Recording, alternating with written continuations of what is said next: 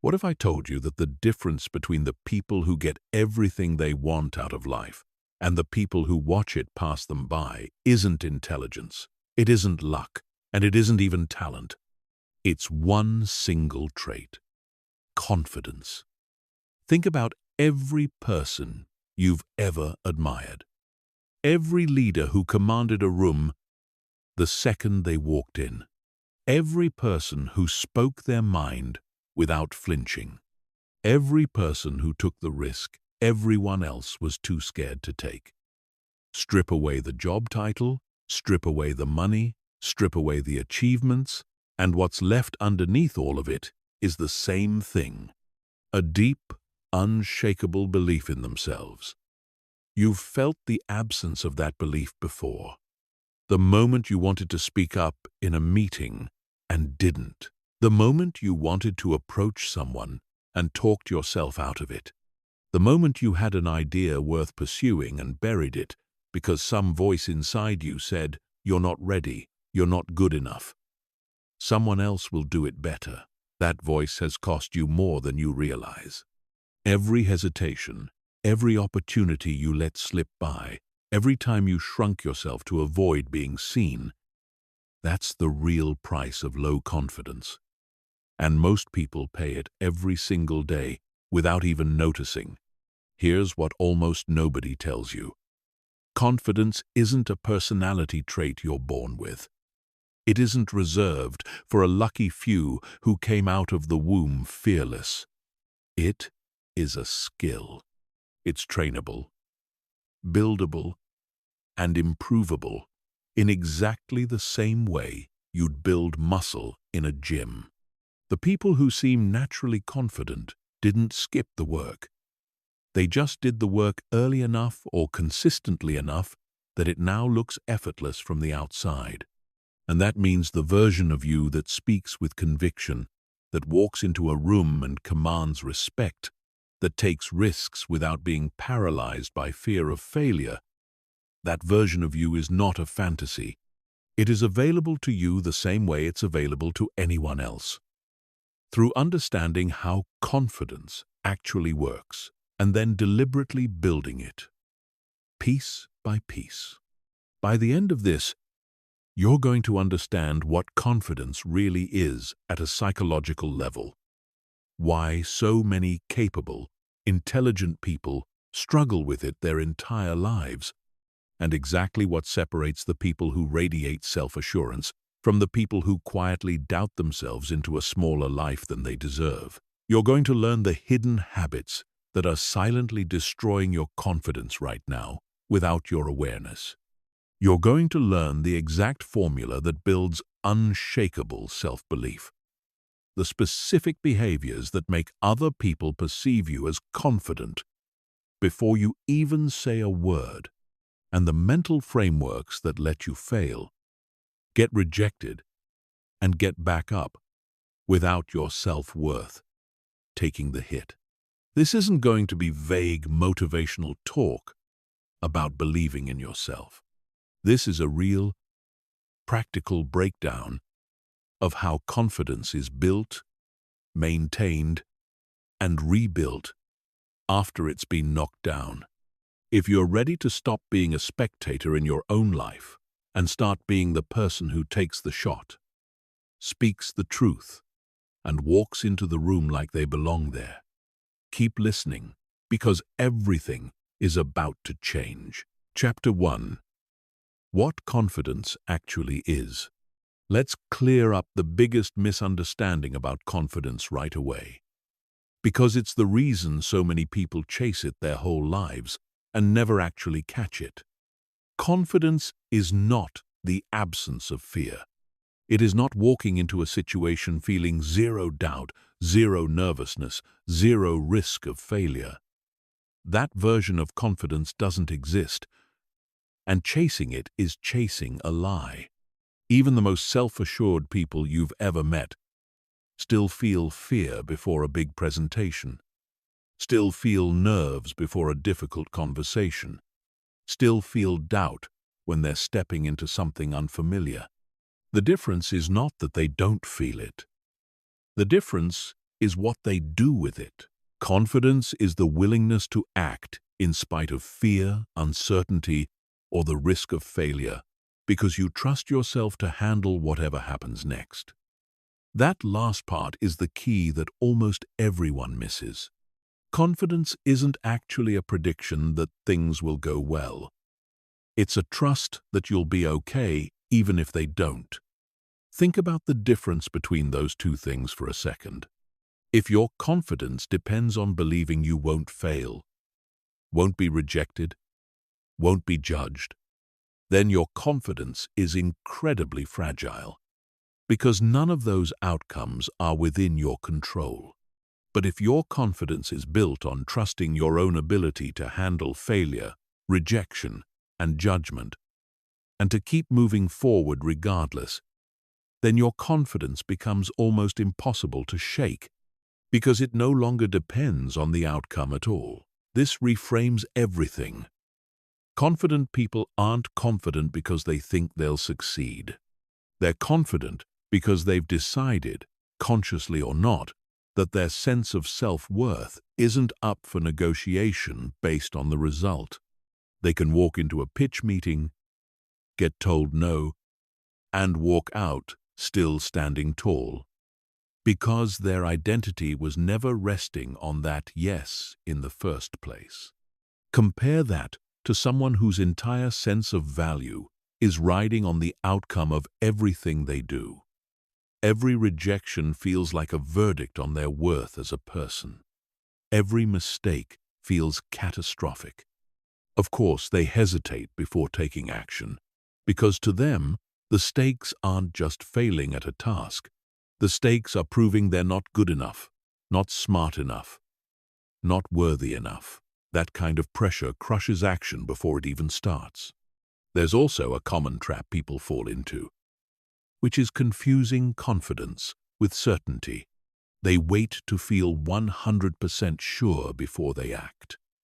And because that certainty rarely, if ever, arrives, they wait forever. But certainty and confidence are not the same thing. You will almost never have complete certainty before doing something meaningful, whether that's starting a business, asking someone out, applying for a role you're not sure you're qualified for, or speaking up with an unpopular opinion. Confidence is not needing certainty in order to move. It's the willingness to commit to a direction with incomplete information and trust that you'll adjust and figure it out as you go, because you've built enough self-trust to know you can. There's also a version of confidence that isn't real. And it's important to name it, because a lot of people mistake it for the genuine article. That's arrogance, or what psychologists sometimes describe as fragile, high self-esteem. This is the loud, boastful, need-to-be, the center of attention version of confidence that actually comes from deep insecurity. It requires constant validation and reacts with anger or defensiveness the moment it's challenged. Because underneath it, there's no real foundation. Real confidence is quiet. It doesn't need an audience to confirm it. It doesn't collapse the second someone disagrees.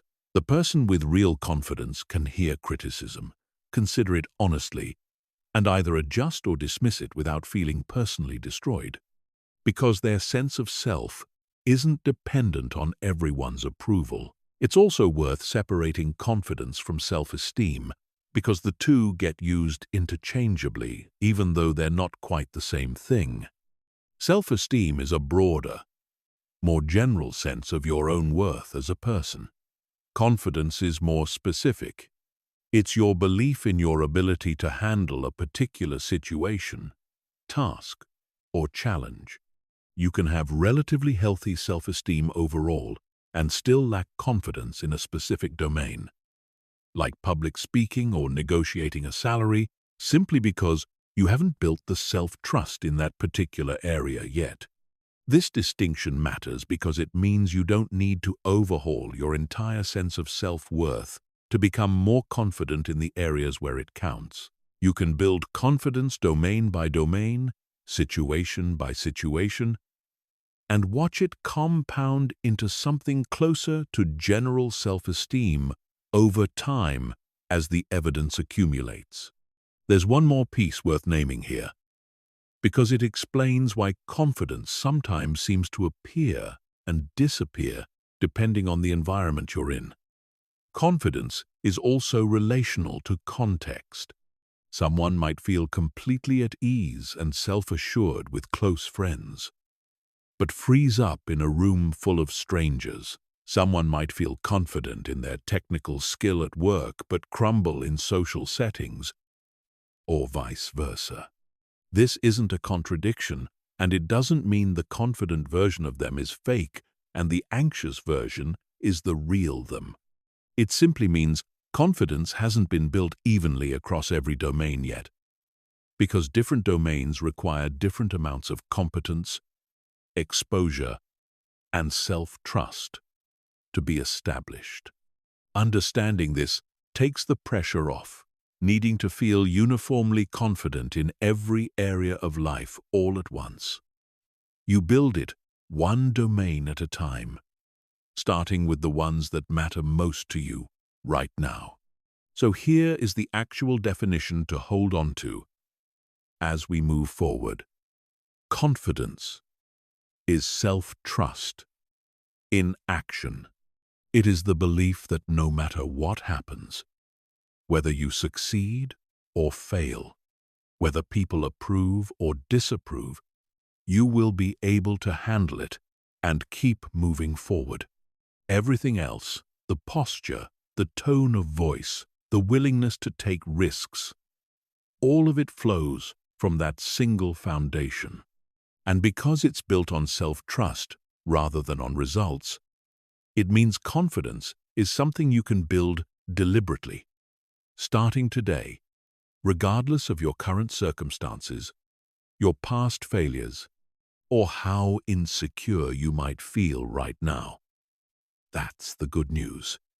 And it's where we're headed next. Chapter 2. The Hidden Confidence Killers.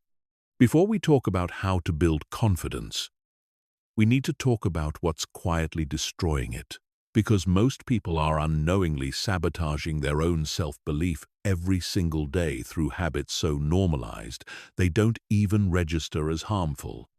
If you've ever wondered why your confidence feels inconsistent, strong one day and gone the next, it's usually because one or more of these silent killers are running in the background of your life. The first and most damaging one is seeking external validation. Every time you need someone else's approval to feel good about a decision, an idea, or even how you look, you are handing your sense of worth over to someone else's opinion. And here's the trap. Other people's opinions are inconsistent, often uninformed, and completely outside your control. If your confidence is tied to what other people think of you, it will always be unstable, because you cannot control what other people think. Confident people still value feedback, but they don't need approval to feel secure in who they are. They've already decided their own opinion of themselves matters more than the crowd's. The second confidence killer is comparison. This one has gotten significantly worse in the age of social media, where you're constantly shown curated highlight reels of other people's success, their bodies, their relationships, their money, their achievements, all while you're living inside your own unfiltered reality with all its mess and doubt. Comparing your behind the scenes to someone else's highlight reel is a losing game every single time, because you're not even comparing equivalent things. The truth is, the only comparison that actually builds confidence is comparing who you are today to who you were yesterday, last month, last year. That comparison is fair, it's motivating, and it's entirely within your control. The third killer and maybe the most insidious because it happens silently inside your own head, is negative self-talk. Every time you tell yourself, "I always mess this up," "I'm not smart enough for this," "I'll probably fail anyway," your brain doesn't file that away as a passing thought. It treats it as instruction. Repeated enough times, that inner dialogue becomes your default operating belief about yourself. And you start acting in ways that confirm it, not because it was ever true, but because you trained your brain to expect it. Confident people are not people who never have a negative thought. They're people who've learned to catch that thought and consciously replace it before it takes root, the same way you'd correct a habit. The fourth killer is broken promises to yourself. This one doesn't get talked about enough. Every time you say you're going to do something, wake up early, go to the gym, finish the project, and then don't follow through, you are quietly teaching your own subconscious that your word means nothing. And if you can't trust your own word, how could you ever trust yourself to handle anything difficult? This is why consistency with small commitments to yourself matters far more than people realize. It's not really about the gym session you missed. It's about what missing it repeatedly does to your internal trust account. The fifth killer is avoidance. Every time you avoid a situation that makes you nervous, whether that's a difficult conversation, a new social setting, or putting your work out into the world, you get short-term relief, but long-term cost. Avoidance teaches your brain that the situation really was dangerous, which is exactly backwards from what builds confidence. Confidence is built through evidence, and avoidance denies you the chance to gather any. Every situation you avoid becomes slightly scarier the next time, and the pattern compounds until entire areas of life feel permanently off-limits. There's a sixth killer worth naming, even though it's less obvious than the first five, and that's perfectionism.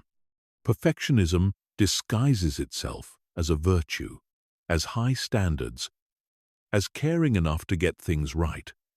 But underneath it is often a fear of being judged for anything less than flawless. Perfectionism keeps people endlessly refining, endlessly preparing, endlessly waiting for the moment when the work, the idea, or even their own appearance is good enough to be seen. That moment never arrives because perfect is a moving target that retreats every time you get close to it. The cost of perfectionism isn't just lost time, it's lost confidence.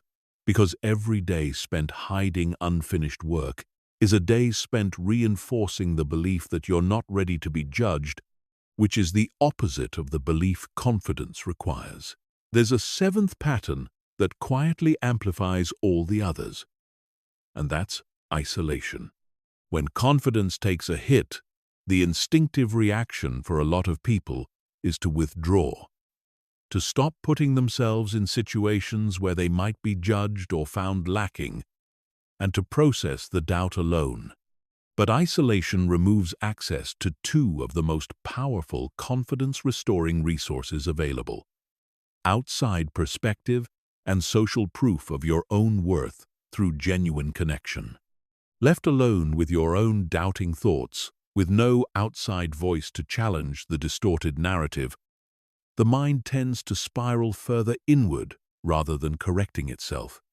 This is part of why confident people, even naturally introverted ones, tend to maintain real relationships where they can be seen and supported, because that connection acts as a check against the isolated echo chamber that low confidence creates. It's worth noticing how these six killers reinforce each other in a loop. Comparison feeds negative self-talk, because measuring yourself against a curated version of someone else's life almost always generates a negative internal verdict. Negative self-talk feeds avoidance, because if you've convinced yourself you'll fail, why would you willingly put yourself in the situation? Avoidance feeds broken promises to yourself because avoiding the workout, the conversation, or the deadline usually means breaking a commitment you made earlier. And broken promises feed the need for external validation. Because if you can't trust your own follow-through, you start looking outward for someone else to tell you that you're still doing okay. Seeing the loop for what it is often enough to start breaking it, because you realize these aren't 6 separate problems. They're one pattern showing up in 6 different disguises. Here's the important thing to understand about all 5 of these. None of them are permanent character flaws. They're habits. And habits, no matter how deeply ingrained, can be identified and changed. Most people never build lasting confidence not because they're incapable of it, but because they're unknowingly feeding these 5 killers every single day while wondering why nothing changes. Once you can see them clearly, and now you can, you take away their power to operate on autopilot. The next chapter is where we start replacing them with the actual formula that builds real, durable self-belief. Chapter 3. The Confidence Formula. Now that you understand what confidence really is, and what's been quietly eroding it, it's time to build it deliberately. Confidence isn't magic, and it isn't luck. It follows a formula.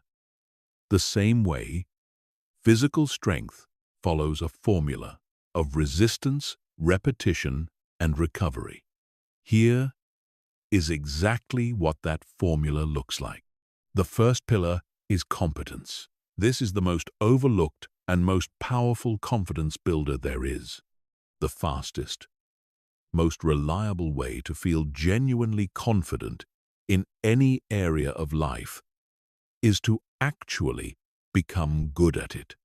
Not to fake it. Not to talk yourself into feeling confident through affirmations alone, but to put in real repetitions until skill catches up to belief. Confidence in public speaking comes from actually speaking in public, over and over, until it stops feeling foreign. Confidence in your career comes from becoming genuinely excellent at your craft. Confidence in social situations comes from actually practicing conversations until your brain stops treating them as a threat. Competence and confidence grow together, and trying to build one without the other is why so much confidence advice fails. You cannot affirm your way into skill, but skill will absolutely build your confidence. The second pillar is voluntary exposure to fear. Confidence does not grow in comfort. It grows exactly at the edge of what makes you uncomfortable. Every time you do the thing that scares you and survive it, and you always survive it, your brain updates its threat assessment. It learns that the feared situation wasn't actually dangerous, just uncomfortable. And the fear response shrinks a little each time. This is why people who regularly put themselves in new, challenging, occasionally embarrassing situations become progressively harder to rattle. They've built up a track record of proof, through direct experience, that discomfort is survivable. If you're avoiding the situations that scare you, you're not protecting your confidence, you're starving it of the exact evidence it needs to grow. The third pillar is physical state.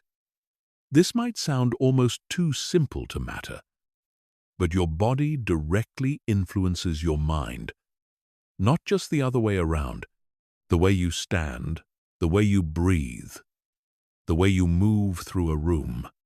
All of it sends signals to your own brain about whether you're in a safe, powerful state or a threatened, small one. Standing tall, keeping your shoulders back, making steady eye contact, taking up physical space instead of shrinking. These aren't just external performances for other people. They change your internal chemistry. Slouched, closed off, fidgety body language does the opposite. It tells your nervous system that you're under threat, which then makes you feel less confident, even if nothing external has changed. Controlling your physical state is one of the fastest levers you can pull to shift how you feel in the moment. The fourth pillar is your internal dialogue. We touched on negative self-talk as a killer. And here's the flip side. The way you speak to yourself in your own head, especially under pressure, directly shapes your behavior. Confident people are not people whose minds are silent. They're people who've trained their internal voice to sound like a coach instead of a critic. Instead of, "I'm going to embarrass myself," the trained response becomes, "I can handle whatever happens here." Instead of, "What if I fail?" it becomes, "I'll figure it out as I go, the way I always have." This isn't about lying to yourself or pretending everything will go perfectly. It's about choosing the version of self-talk that keeps you moving forward, instead of the version that talks you out of trying at all. The fifth pillar is self-trust through kept promises. As we discussed, every commitment you keep to yourself, no matter how small, is a deposit into your own credibility. Wake up when you said you would. Finish what you started. Follow through on the small things consistently. And over time, you build an internal reputation with yourself as someone who does what they say. That reputation becomes the bedrock underneath every other form of confidence. Because when you trust your own word, you trust yourself to handle whatever comes next, which is, remember, the actual definition of confidence we started with. There's a practical way to apply this formula that makes it far less abstract. And that's what's sometimes called the evidence log approach. Confidence is ultimately built on evidence. Proof accumulated over time that you can handle difficulty. Most people never build a strong sense of that evidence because they never consciously track it. They let each small win pass by unnoticed, while every failure gets replayed on a loop, deliberately keeping track, even mentally, of moments where you did the hard thing, had the difficult conversation, tried the new skill, recovered from the setback, creates a growing body of proof that directly counters the insecure voice that says you can't handle things. Over weeks and months, that evidence log becomes the foundation self-trust is built on. Because self-trust isn't blind faith. It's a conclusion drawn from a track record you've actually lived. It's also worth understanding why the formula has to be practiced in this order.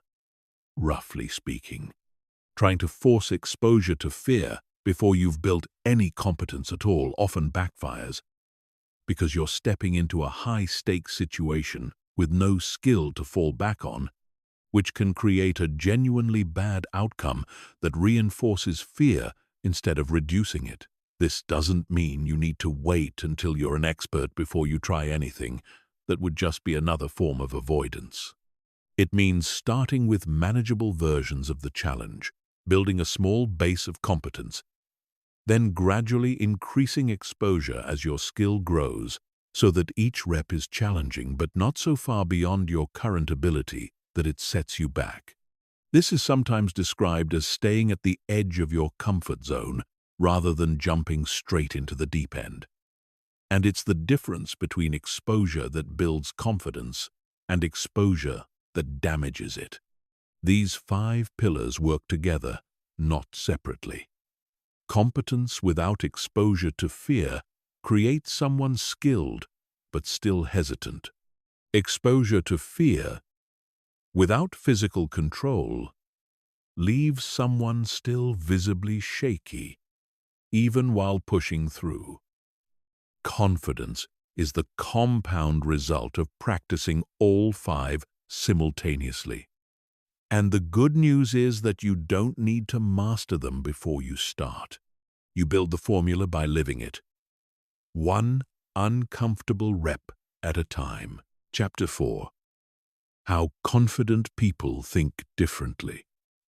And all, confidence isn't only visible in what people do. It's visible in how they interpret the events happening around them. Two people can experience the exact same setback, the exact same rejection, the exact same failure, and walk away with completely different beliefs about themselves and completely different next actions. The difference lives entirely in how they think about what happened. And this chapter is about installing that same thinking pattern into your own mind. The first mental shift is how confident people interpret failure. Most people treat failure as evidence about their identity. They fail at something and conclude, I'm bad at this, or worse, I'm not good enough. Confident people treat failure as information about their approach, not a verdict on their worth. A confident person who fails at a pitch doesn't think I'm a failure. They think that approach didn't work. What can I adjust for next time? This single reframe changes everything downstream, because when failure is just data, it doesn't threaten your identity. And when it doesn't threaten your identity, you're free to keep trying without the crushing weight of shame attached to every attempt. The second shift is how confident people relate to other people's opinions. Insecure thinking treats other people's judgment as fact, as though someone disapproving of you is proof that something is wrong with you. Confident thinking treats other people's opinions as exactly that, opinions, filtered through their own experiences, moods, insecurities, and biases, which means they're informative at best and irrelevant at worst. This doesn't mean confident people ignore all feedback. It means they evaluate it on its merits, instead of automatically absorbing it as truth. Someone can dislike you, disagree with you, or criticize you, and a confident person can hold that fact without it altering how they see themselves, because they've separated other people's opinions from their own self-assessment. The third shift is around comparison and competition. Insecure thinking sees someone else's success as a threat, as proof that there's less available for you, or as a mirror reflecting your own inadequacy back at you. Confident thinking sees other people's success as evidence of what's possible, and often as useful information about how to get there. This is a genuinely learnable shift. The next time you notice envy or insecurity creeping in while watching someone else succeed, try consciously reframing it. Instead of "they have what I don't," try "if they can do it, there's a path that exists. What can I learn from how they did it?" That reframe alone, practiced consistently, changes your entire relationship with other people's achievements. The fourth shift is about permission. Insecure thinking waits for permission, waits to feel ready, waits for someone else to validate the idea, the decision, the direction, before acting. Confident thinking operates from self-authorization. It doesn't wait to be picked, chosen, or approved. It moves based on its own judgment and its own timeline. This is often the single biggest visible difference between people who seem to move through life with momentum and people who stay stuck, waiting for a green light that never comes. Nobody is coming to grant you permission. Confident people understand that and grant it to themselves. The fifth shift is around identity versus behavior. Insecure thinking fuses identity and behavior together. So a single mistake becomes, I am a mistake. A single awkward interaction becomes, I am awkward. A single rejection becomes, I am unwanted. Confident thinking keeps behavior and identity separated. A mistake is something you did, not something you are. This distinction sounds subtle, but it's enormously powerful, because it means a bad outcome never has to spiral into a permanent negative self-concept. You can have a bad day, a failed attempt, an embarrassing moment, and walk away from it as the same fundamentally capable person you were before it happened. There's a sixth mental shift that ties the others together, and it has to do with how confident people relate to time. Insecure thinking tends to catastrophize the future, imagining worst-case outcomes in vivid detail before anything has even happened. And it tends to relitigate the past, replaying old embarrassments and mistakes long after they're over. This constant time travel, backward into regret and forward into anxiety, drains the mental energy that could otherwise be spent acting in the present. Confident thinking is far more anchored in the present moment. It acknowledges the past without being trapped by it, and it prepares for the future without spiraling into imagined disaster. This doesn't mean confident people never think about consequences or never learn from mistakes. It means they don't let that thinking hijack their ability to function in the here and now, where all actual progress happens. One practical way to train all six of these shifts is through a technique sometimes called cognitive reframing, which is simply the deliberate practice of noticing an unhelpful automatic thought and consciously generating a more accurate, more useful alternative. This isn't about toxic positivity or pretending everything is fine when it isn't. It's about checking whether your automatic interpretation of a situation is actually the most accurate one available, or whether it's just the most familiar one, worn into a groove through years of repetition. Most negative self-talk isn't objectively true. It's just habitual.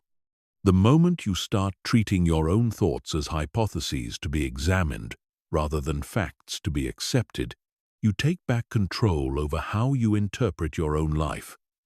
And that control is, at its core, what confidence actually is. Chapter 5: Body Language and the Physiology of Confidence.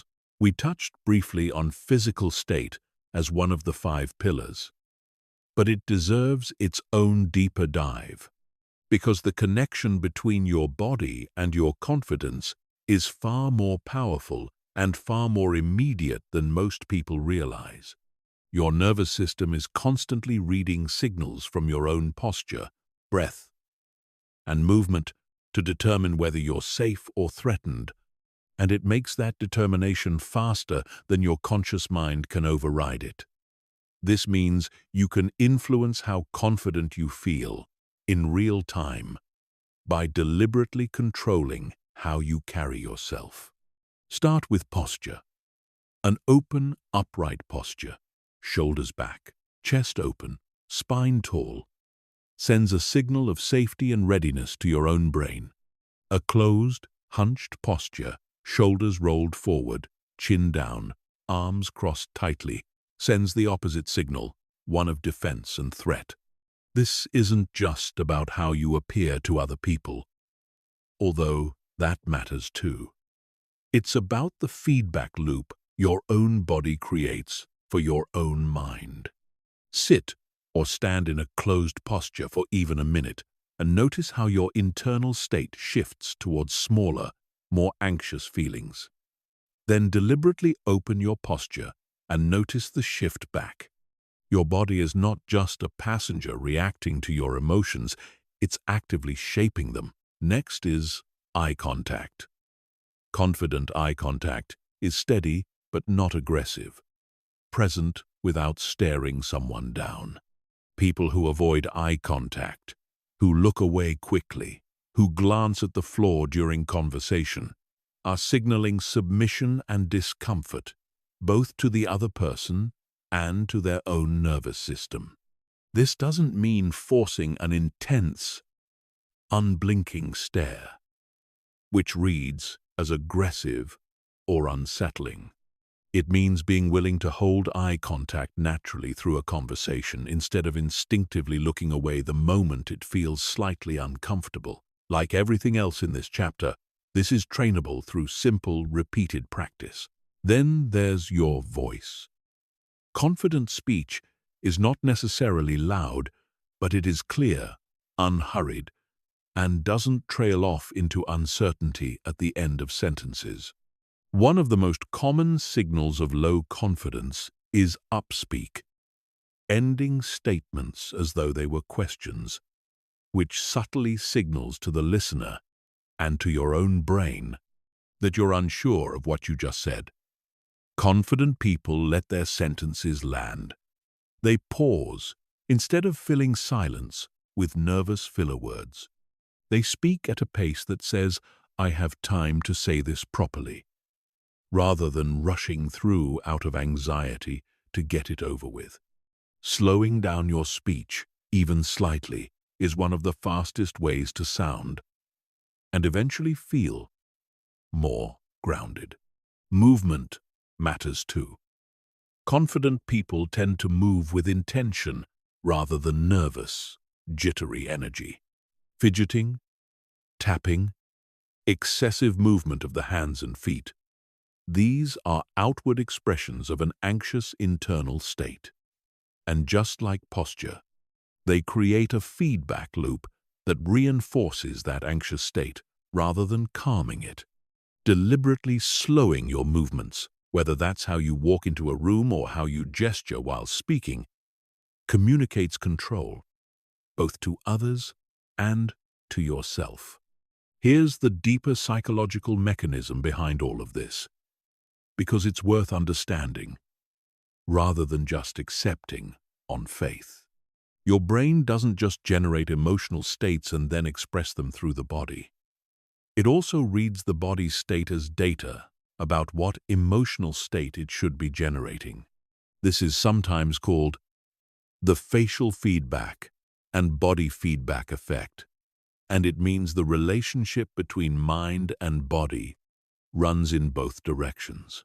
You don't have to wait until you feel confident to act confident. Acting confident through posture, eye contact, pace of speech, and controlled movement is itself one of the most direct paths to actually feeling confident, because you're feeding your nervous system the exact signals it uses to determine your state. This doesn't mean physical confidence alone will fix everything. Competence and self-trust still have to be built underneath it, which is exactly why this is one pillar among 5 rather than a shortcut that replaces the others. But it is the fastest lever available to you in any given moment. And it's worth treating your body language as a daily practice, rather than something you only think about before a big event. The way you carry yourself in ordinary, low-stakes moments. Walking down the street, sitting in a meeting, ordering coffee, is training your nervous system just as much as the high-stakes moments are. Confidence is built in the repetition of small moments far more than it's built in the rare dramatic ones. Breathing deserves specific mention here, because it's the one physiological lever almost nobody thinks to use, even though it's constantly available. Shallow, rapid breathing, concentrated high in the chest, is part of the body's threat response, and it directly signals to your nervous system that danger is present, even when it isn't. Slow, deep breathing that expands the diaphragm does the opposite. It directly activates the body's calming response and tells your nervous system that you're safe. This means that before any situation where you feel your confidence wavering, a walk into a room, a difficult conversation, a moment on stage, a few slow, deliberate breaths aren't just a relaxation technique. They're a direct, physiological intervention that shifts your body out of threat mode and into a state where clear, confident action becomes far more accessible.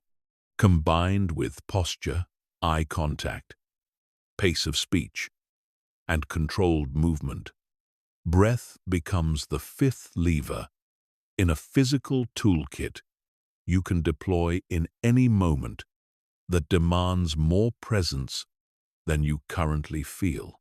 And like everything else in this chapter, it gets more automatic and more powerful the more consistently you practice it. Chapter 6.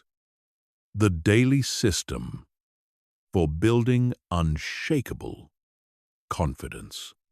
Everything we've covered so far explains what confidence is and why it works the way it does. But understanding a formula and actually living it are two different things. Most people who fail to build lasting confidence don't fail because they lack information. They fail because they never turn that information into a repeatable daily system. Motivation to feel more confident comes and goes, often triggered by a good day, a compliment, a small win. A system doesn't depend on motivation at all. It runs whether you feel like it or not, and that's exactly why it works when willpower alone doesn't.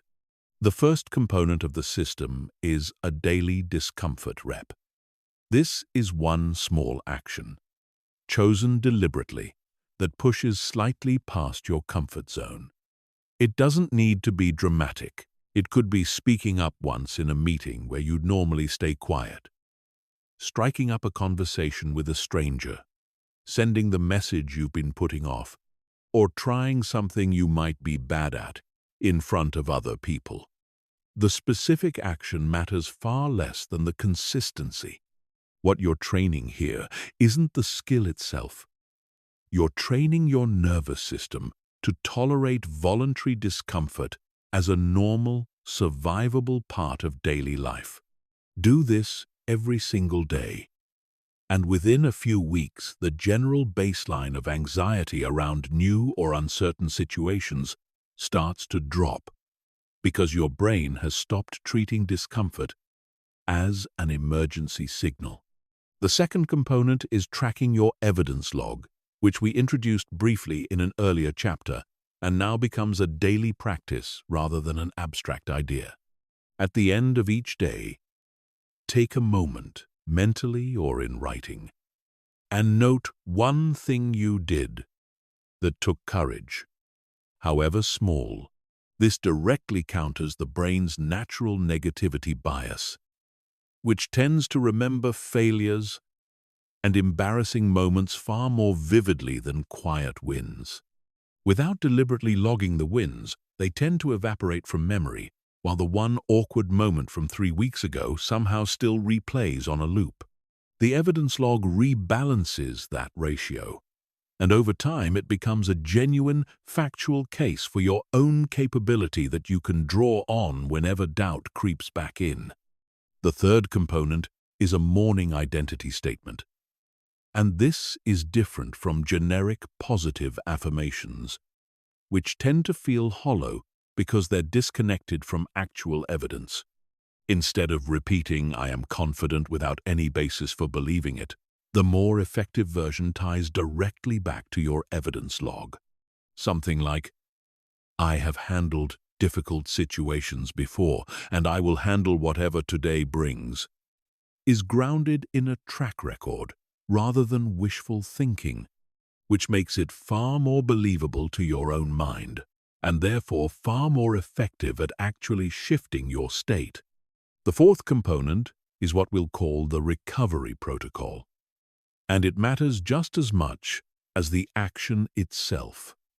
Because confidence isn't only built through wins, it's built through how you respond to setbacks. When something goes badly, and it will, the recovery protocol is a deliberate three-step process. First, acknowledge what happened factually, without exaggeration or self-punishment. Something didn't go the way you wanted. That's it. That's the whole fact. Second, extract one specific, useful lesson from it. Not a vague sense of general failure, but one concrete adjustment you can make next time. Third, take one small action within 24 hours that moves you forward again, even if it's unrelated to the setback itself. This breaks the spiral that turns a single bad moment into a multi-day confidence collapse, because you're proving to yourself, through action, that a setback is a data point, not a wall. The fifth component is environment design. Confidence is heavily influenced by the people, media, and inputs you surround yourself with daily.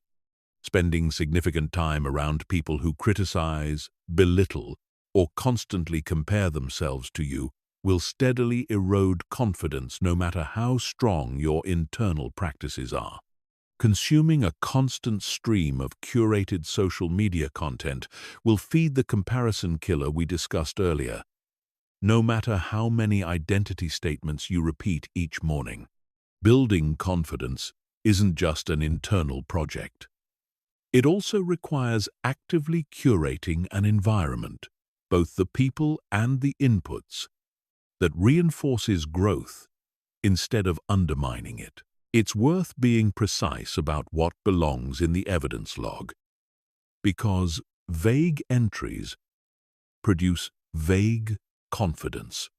An entry like "had a good day" isn't nearly as useful as something specific, like "spoke up in the meeting even though my hands were shaking," or "had the conversation I'd been avoiding for 2 weeks, and it went better than I expected." Specificity matters because the goal isn't to generate a generic feeling of positivity.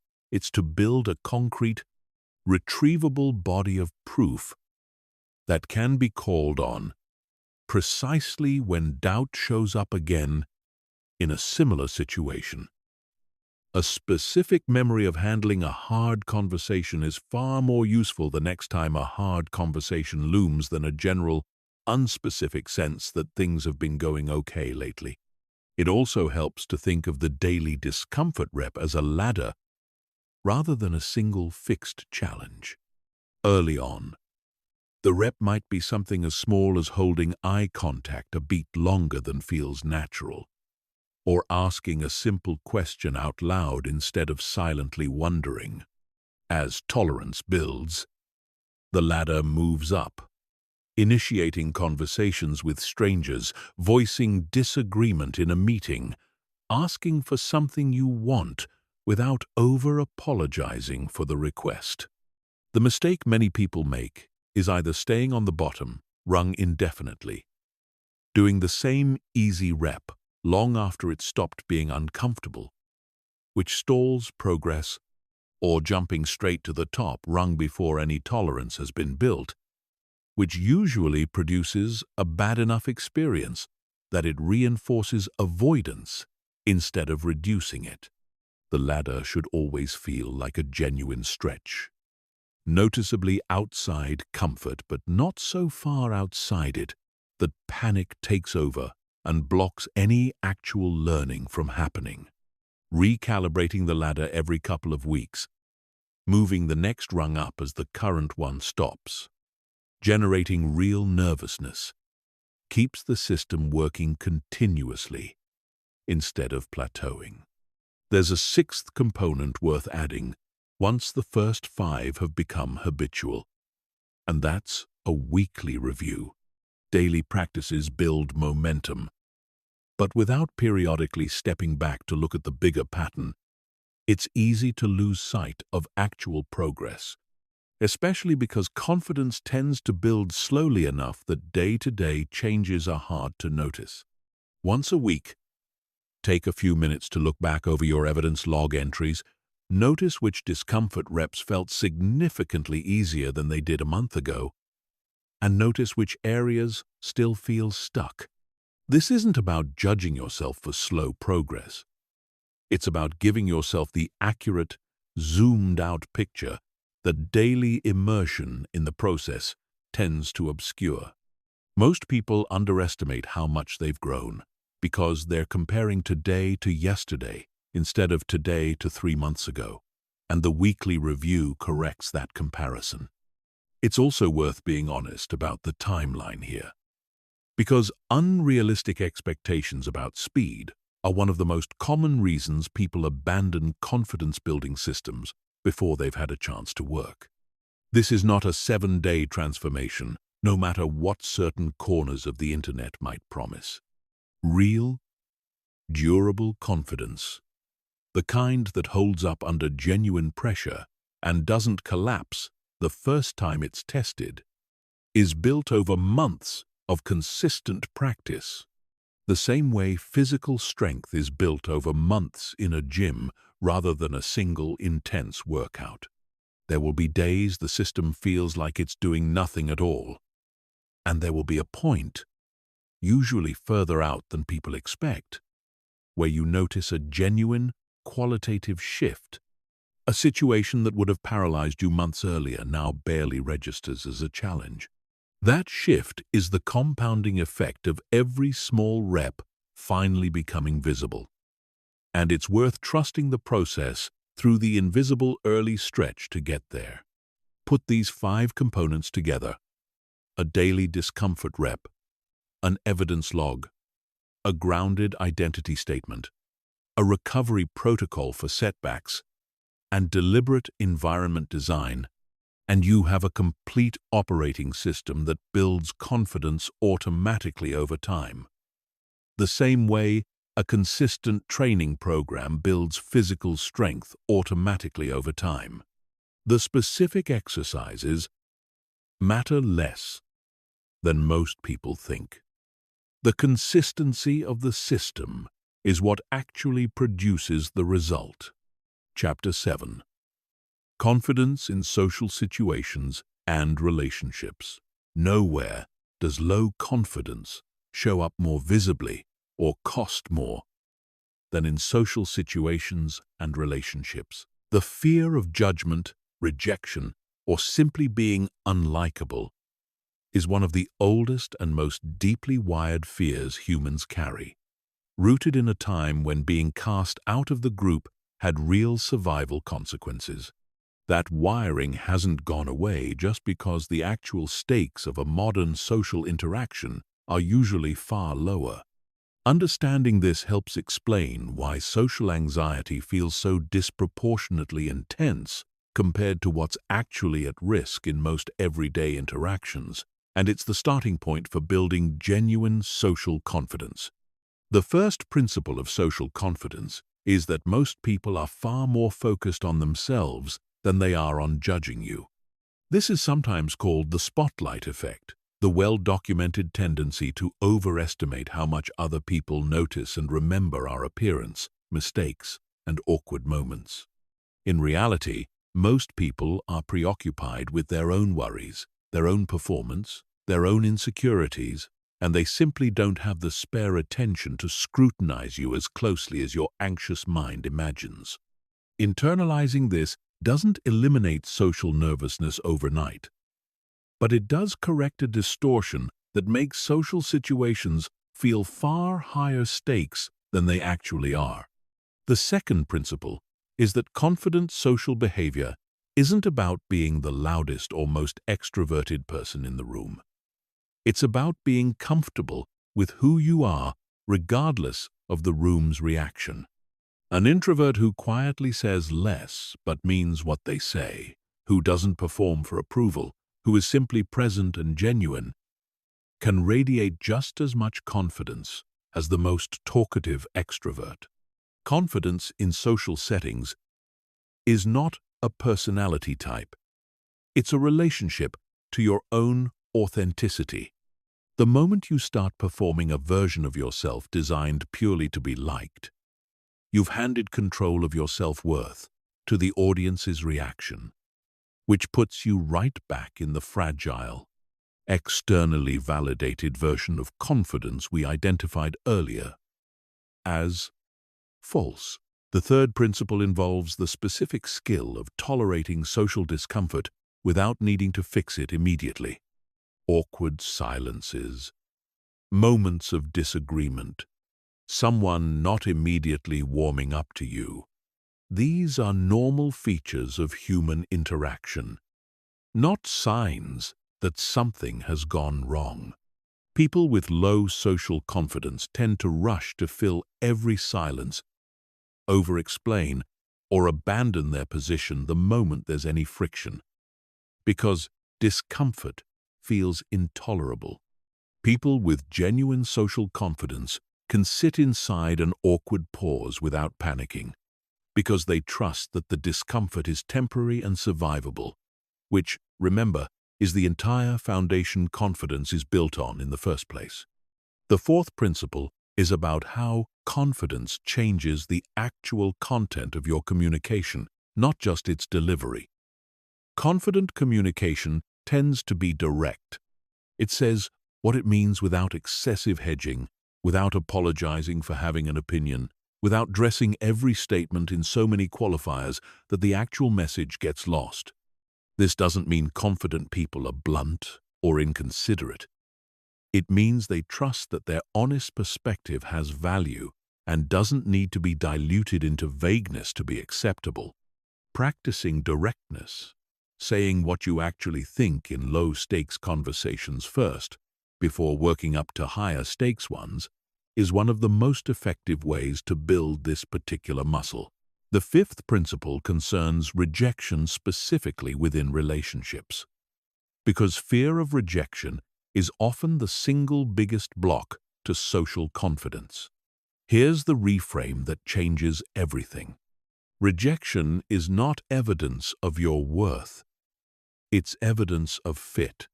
When someone doesn't want to be your friend, doesn't want to date you, doesn't respond the way you hoped, that outcome says something about compatibility, timing, and their own preferences, none of which are a verdict on your fundamental value as a person. Confident people still feel the sting of rejection that never fully goes away, but they don't let a single rejection become a global statement about their worth. They understand that seeking connection means occasionally encountering mismatch, and mismatch is simply part of the process of eventually finding genuine fit, not a personal failure. Another specific context worth addressing directly is interacting with people who hold authority or status over you, a boss, someone more experienced, someone whose approval genuinely does have practical consequences.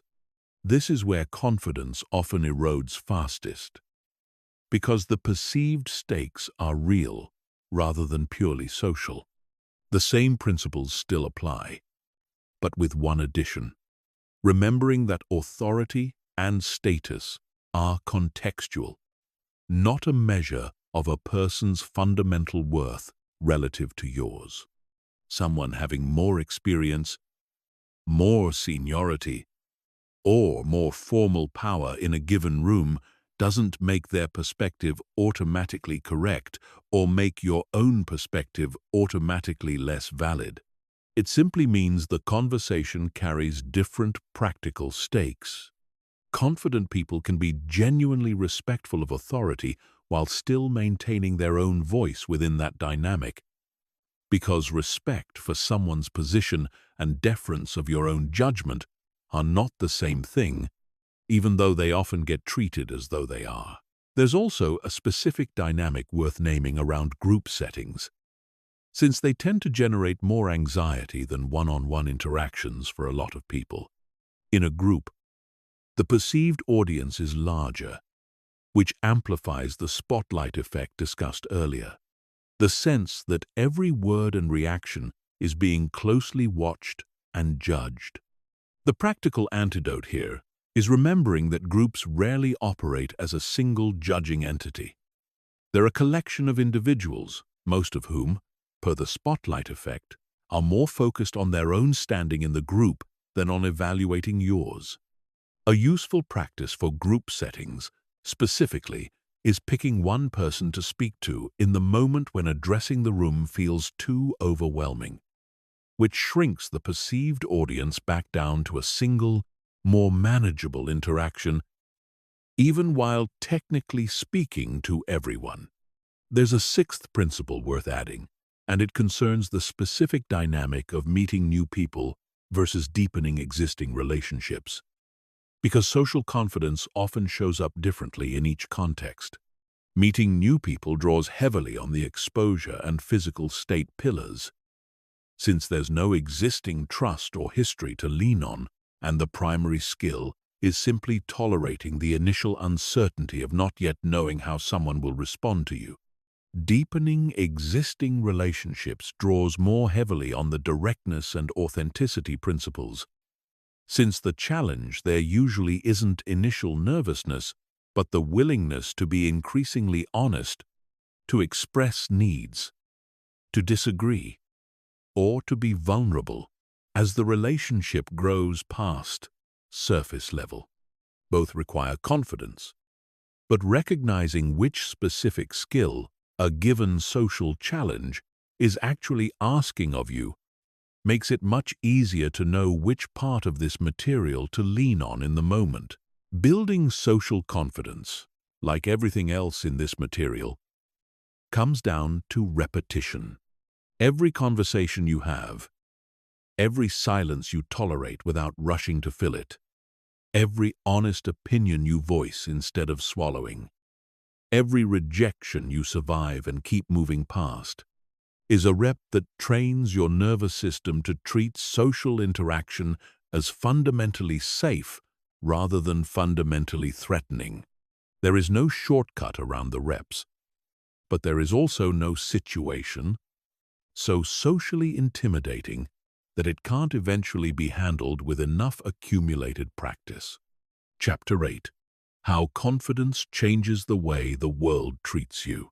There's a phenomenon worth understanding clearly, because it explains why confidence seems to compound so powerfully once it takes root, and it has to do with how other people respond to you differently based on how you carry yourself. This isn't mystical or unscientific.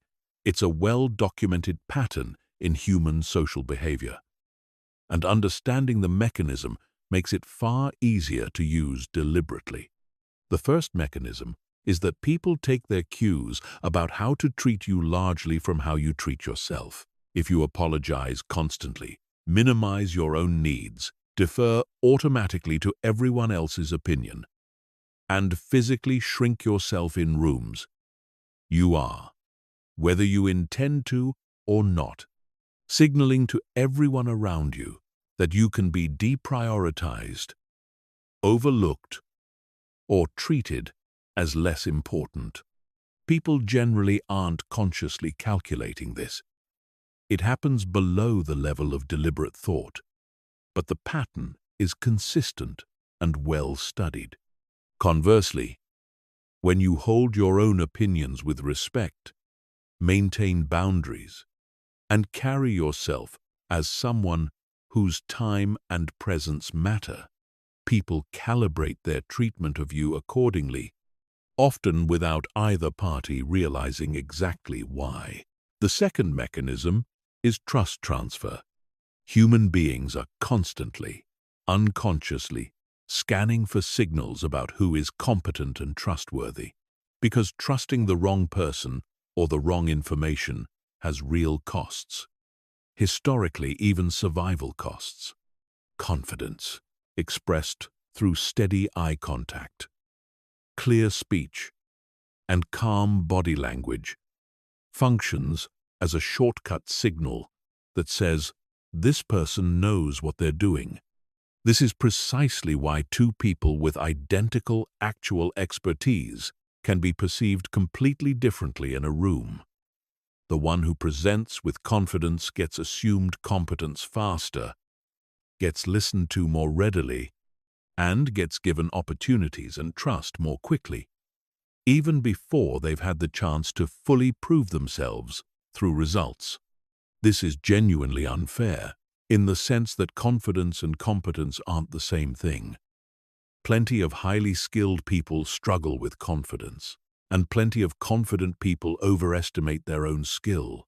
But understanding that this bias exists means you can stop being disadvantaged by it.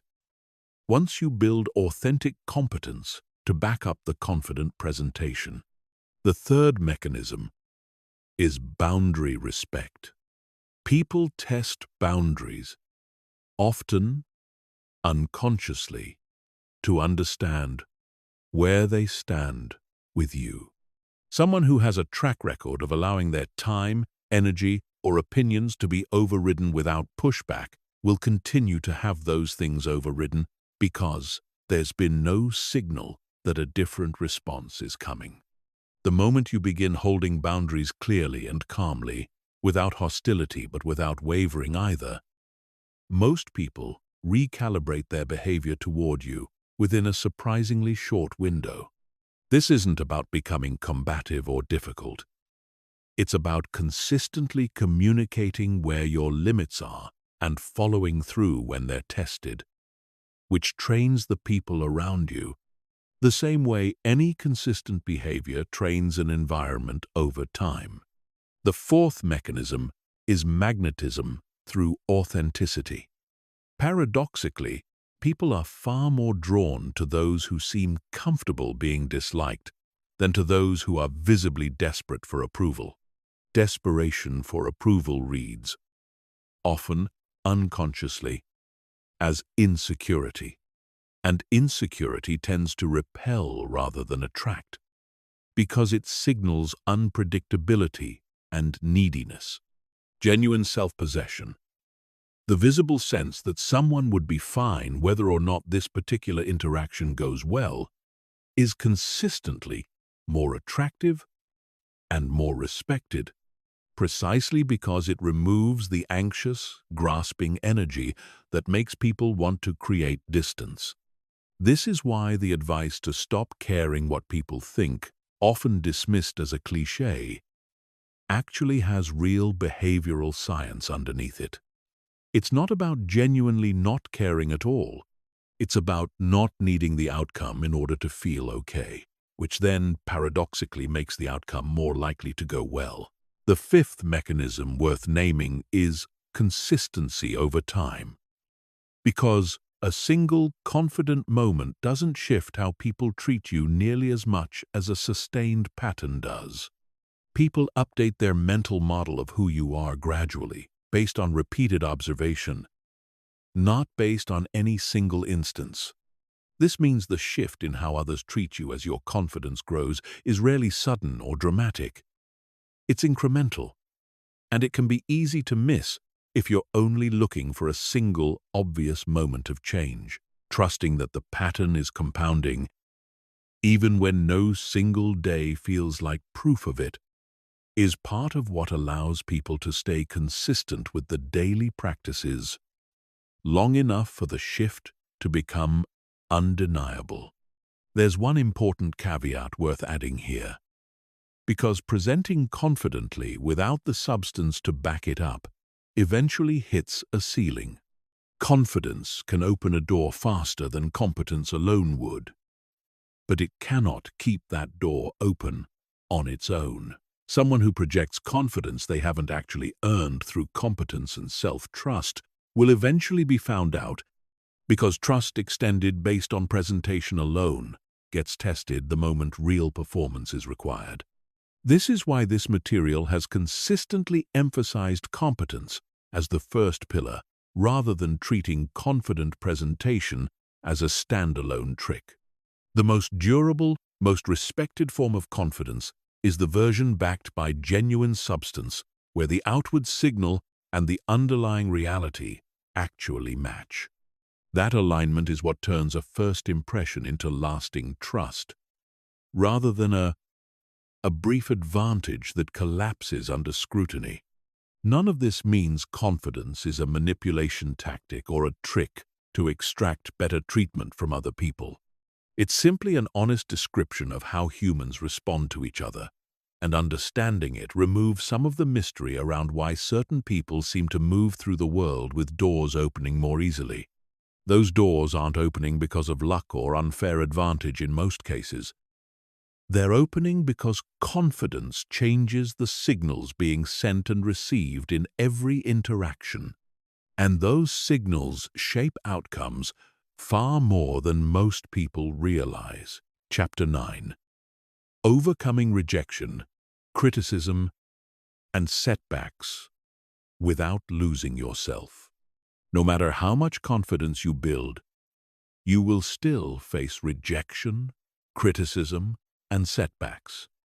Because that's simply the cost of doing anything meaningful in the world.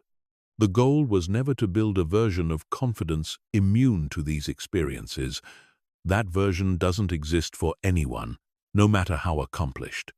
The goal is building the capacity to experience rejection, criticism, and failure without those experiences dismantling your sense of self each time.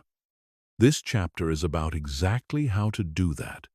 Start with rejection specifically. The instinct when facing rejection, whether it's a job you didn't get, a relationship that didn't work out, or an idea that got dismissed, is to search for what's wrong with you that caused it. This instinct feels productive, like you're learning something. But it's usually just self-punishment dressed up as reflection. A more useful question than what's wrong with me is simply what happened here, and what, if anything, is actually within my control to adjust. Sometimes the honest answer is nothing. The fit simply wasn't right. The timing was off. Someone else was a better match, for reasons that have nothing to do with your worth. Sitting with that honest, less dramatic answer is often harder than spiraling into self-blame, because self-blame at least offers the illusion of control. The false comfort of, if I just fix this one flaw, rejection will never happen again. Real confidence requires tolerating the more accurate truth that rejection is sometimes simply a fact of circumstance, not a referendum on your value. Criticism requires a slightly different skill, because unlike outright rejection, criticism often does contain useful information mixed in with the discomfort of receiving it. The key distinction confident people learn to make quickly is separating the delivery of criticism from its content. Someone can deliver a genuinely useful piece of feedback poorly, harshly, or with bad timing, and someone can deliver completely useless, biased criticism with perfect diplomacy. Getting tangled up in how something was said, rather than evaluating whether what was said has any merit, causes people to either dismiss valuable feedback because it stung, or absorb worthless feedback because it was delivered kindly. The practiced response is to mentally separate the two. Ask honestly whether there's a kernel of truth worth acting on.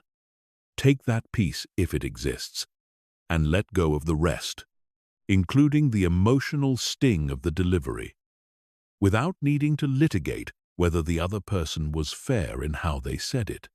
Setbacks, the broader category that includes both rejection and criticism, along with plain failure, require what we introduced earlier as the recovery protocol, but it's worth going deeper here on the psychology of why that protocol works. The reason setbacks damage confidence isn't the setback itself.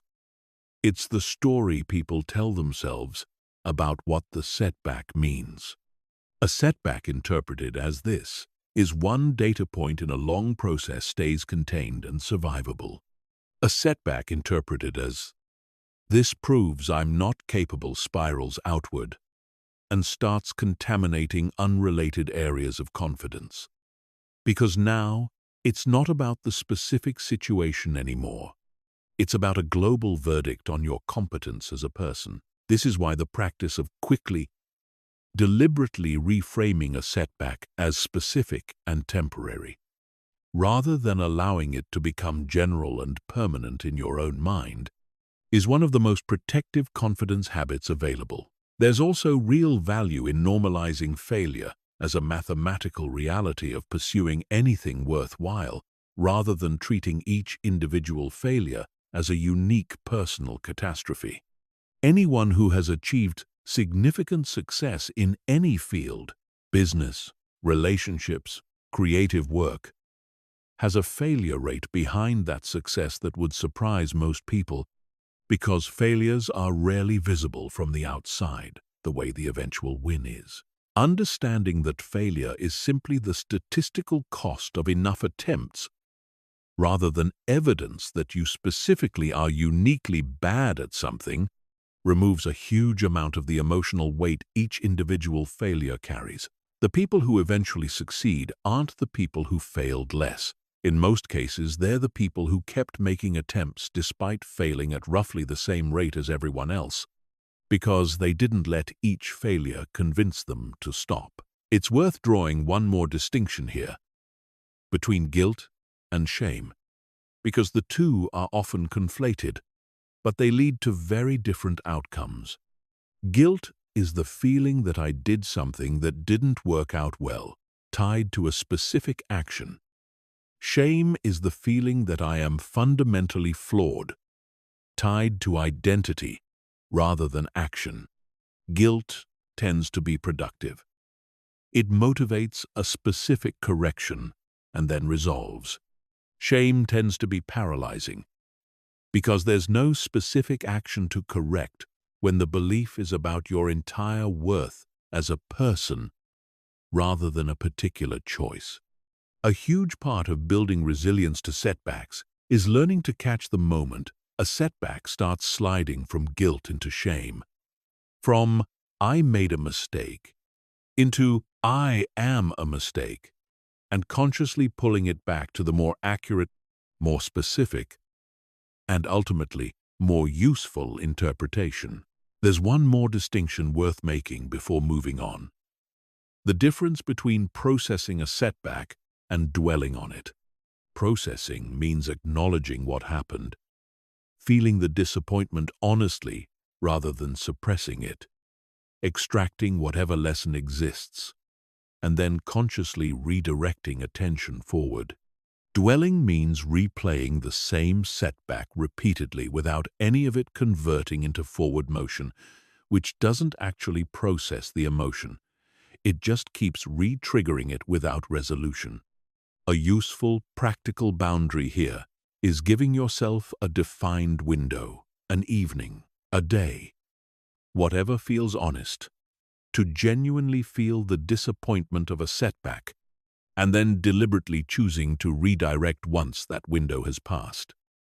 This isn't about suppressing emotion. Unprocessed, suppressed emotion tends to resurface later in less useful ways. It's about giving the emotion its due without letting it become the only thing running in the background indefinitely. The final piece of this chapter is self-compassion, which gets dismissed by some as soft or unnecessary. But the research consistently shows the opposite, that people who treat themselves with basic kindness after a setback recover faster and take more effective action afterward than people who respond to their own failures with harsh self-criticism. This isn't about lowering your standards or excusing poor effort. It's about recognizing that the same encouraging, steady tone you'd use with a friend who came to you after a failure is also the tone that produces the best results when you direct it at yourself. Confidence isn't built by being your own harshest critic. It's built by becoming, over time, your own most reliable ally. Chapter 10. Confidence under pressure. Everything covered so far builds a foundation, but the real test of confidence happens in high-pressure moments. The job interview, the difficult conversation you can't avoid, the presentation in front of people whose opinion matters to your career. The moment where the stakes are real and the outcome genuinely matters. This is where confidence either holds or collapses, and this chapter is about exactly how to keep it holding when the pressure is highest. The first thing to understand about high-pressure moments is that the physiological response you feel, the racing heart, the tightened chest, the surge of adrenaline, is not actually a sign that something is wrong. It's your body's performance-enhancing response, the same physiological state that prepares an athlete for peak performance right before competition. The difference between someone who performs well under pressure and someone who falls apart isn't the absence of this physical response. Both people experience it. The difference is entirely in how each person interprets it.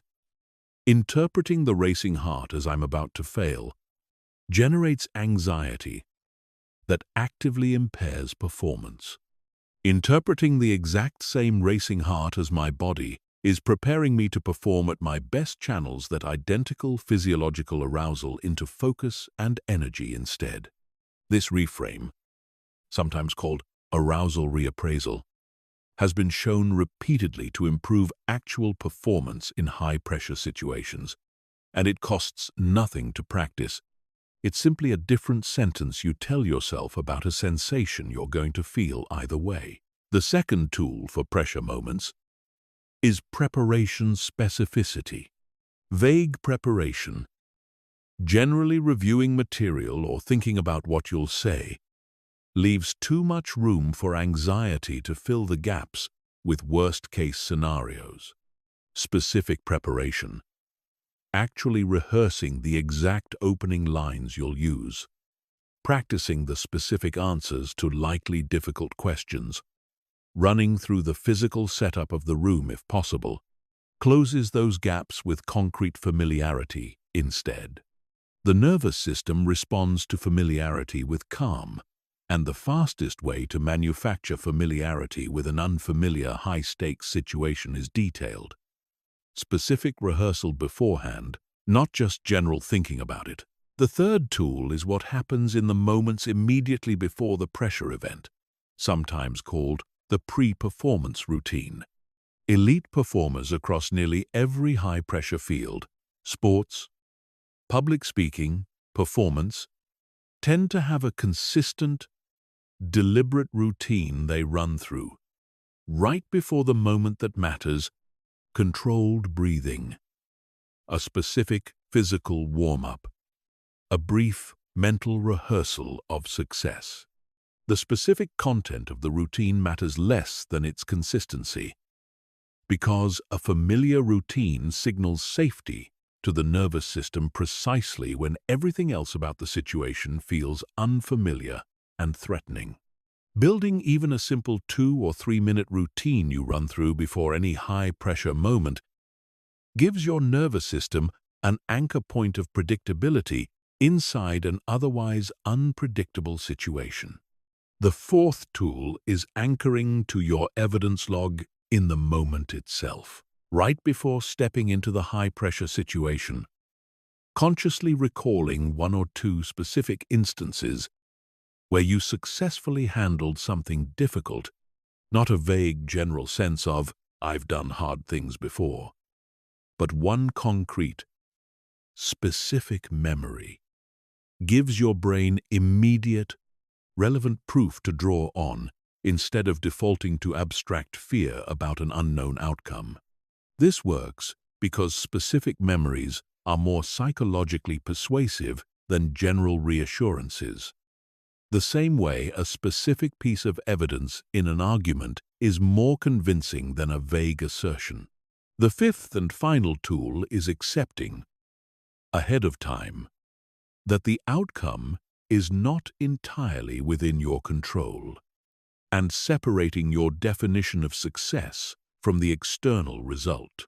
If your only definition of success in a high-pressure moment is the outcome going perfectly, you've tied your entire performance to something partially outside your control, other people's decisions, unpredictable variables, timing. A more resilient definition of success is, did I show up prepared? And did I execute to the best of my actual ability in that moment? You can meet that definition of success regardless of whether the external outcome goes your way. And paradoxically, this shift in definition tends to reduce the very anxiety that was making the ideal outcome harder to achieve in the first place. It's also worth learning to distinguish between nerves and genuine unpreparedness, because they can feel similar in the moment, but call for completely different responses. Nerves are the physiological arousal response discussed earlier, present even when you're fully prepared. And the correct response to nerves is the reappraisal and grounding tools already covered. Genuine unpreparedness is different. It's the sense that you actually don't know the material, haven't practiced the skill, or are walking into something you have no real basis to handle, and no amount of breathing or reframing fixes that. Because the anxiety in that case is providing accurate information rather than a false alarm. Learning to tell these apart matters because applying pressure management techniques to a situation of genuine unpreparedness just masks a real problem instead of solving it, while mistaking ordinary nerves for a sign of unpreparedness leads people to over-prepare anxiously or avoid the situation entirely when what they actually needed was simply to trust the preparation they'd already done. It's worth noting that performing well under pressure is itself a skill that improves specifically with exposure to pressure, not with avoidance of it.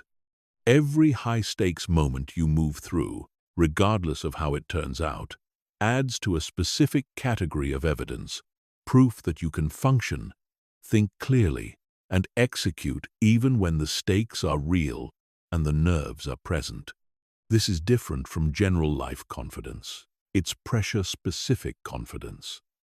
And it only gets built by actually experiencing pressure repeatedly rather than by reading about how to handle it.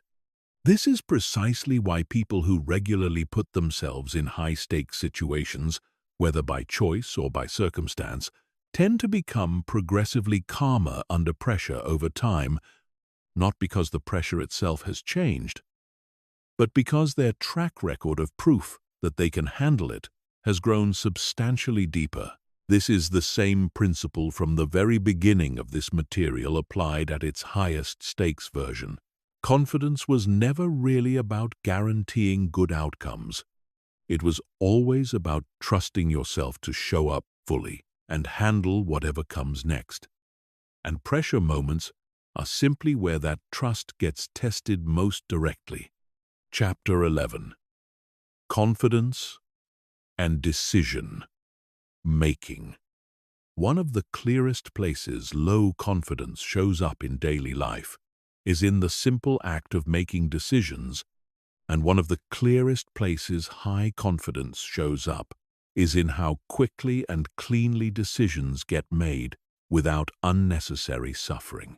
If you've ever spent an hour deciding what to order at a restaurant, agonized over a text message for 20 minutes before sending it, or delayed a decision for weeks that ultimately took 5 minutes to make once you finally committed, you've experienced exactly what low confidence does to decision-making.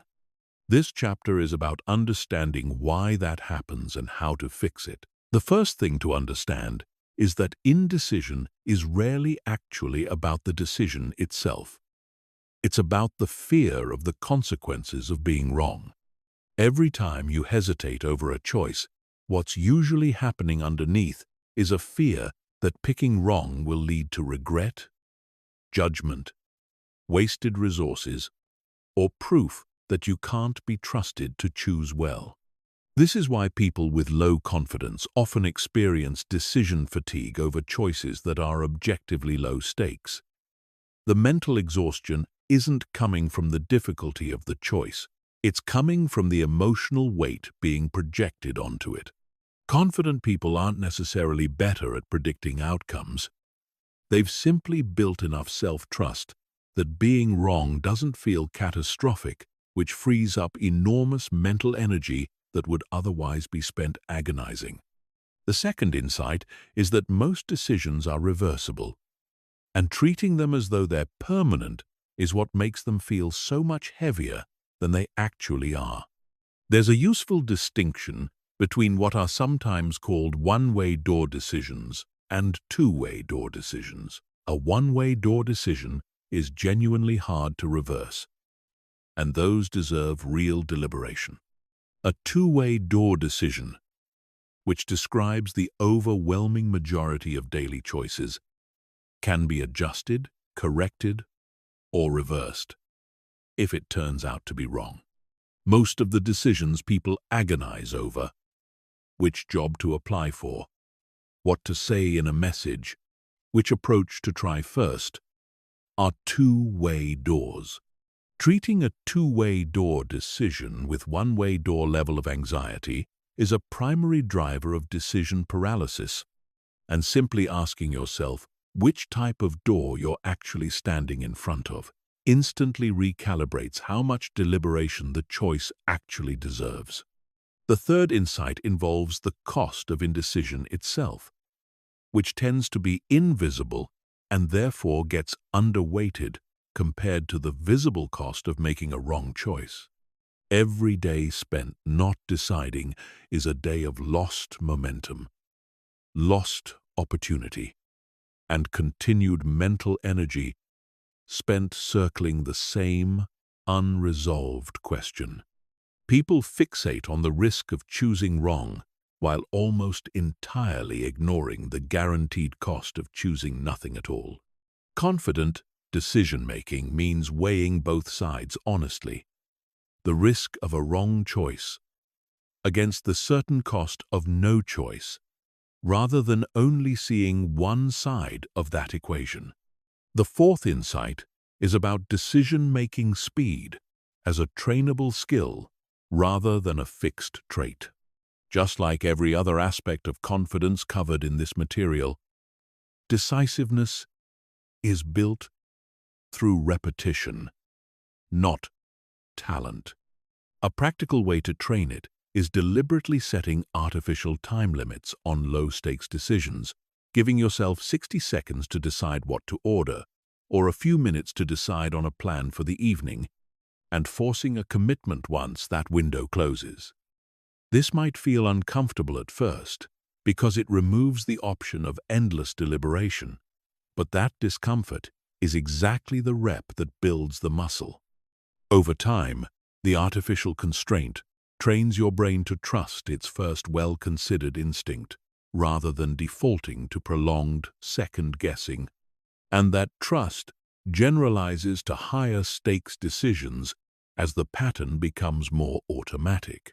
The fifth insight concerns what happens after a decision is made, because confident decision-making isn't only about the moment of choosing, it's equally about how you relate to the choice afterward.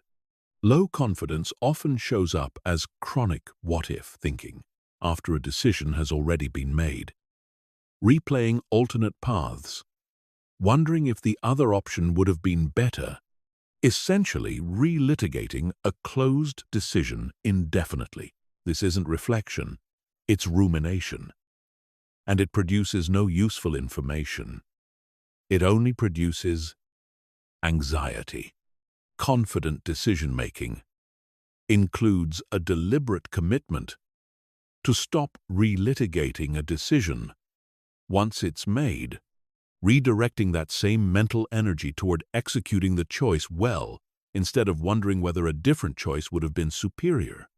You can never actually know how the alternate path would have unfolded, which means the comparison is not just unproductive, it's fundamentally unanswerable, and continuing to chase an unanswerable question is one of the more exhausting habits low confidence creates.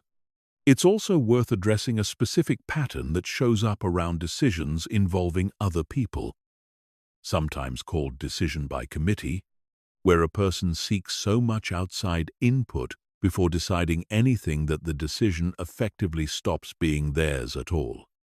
Gathering perspective is genuinely useful. Other people often see angles you've missed, but there's a meaningful difference between seeking input to inform your own judgment and seeking input because you don't trust your own judgment enough to use it. The second version tends to produce decisions that satisfy no one fully, because they're an averaged compromise of everyone else's opinions rather than a clear choice grounded in your own priorities.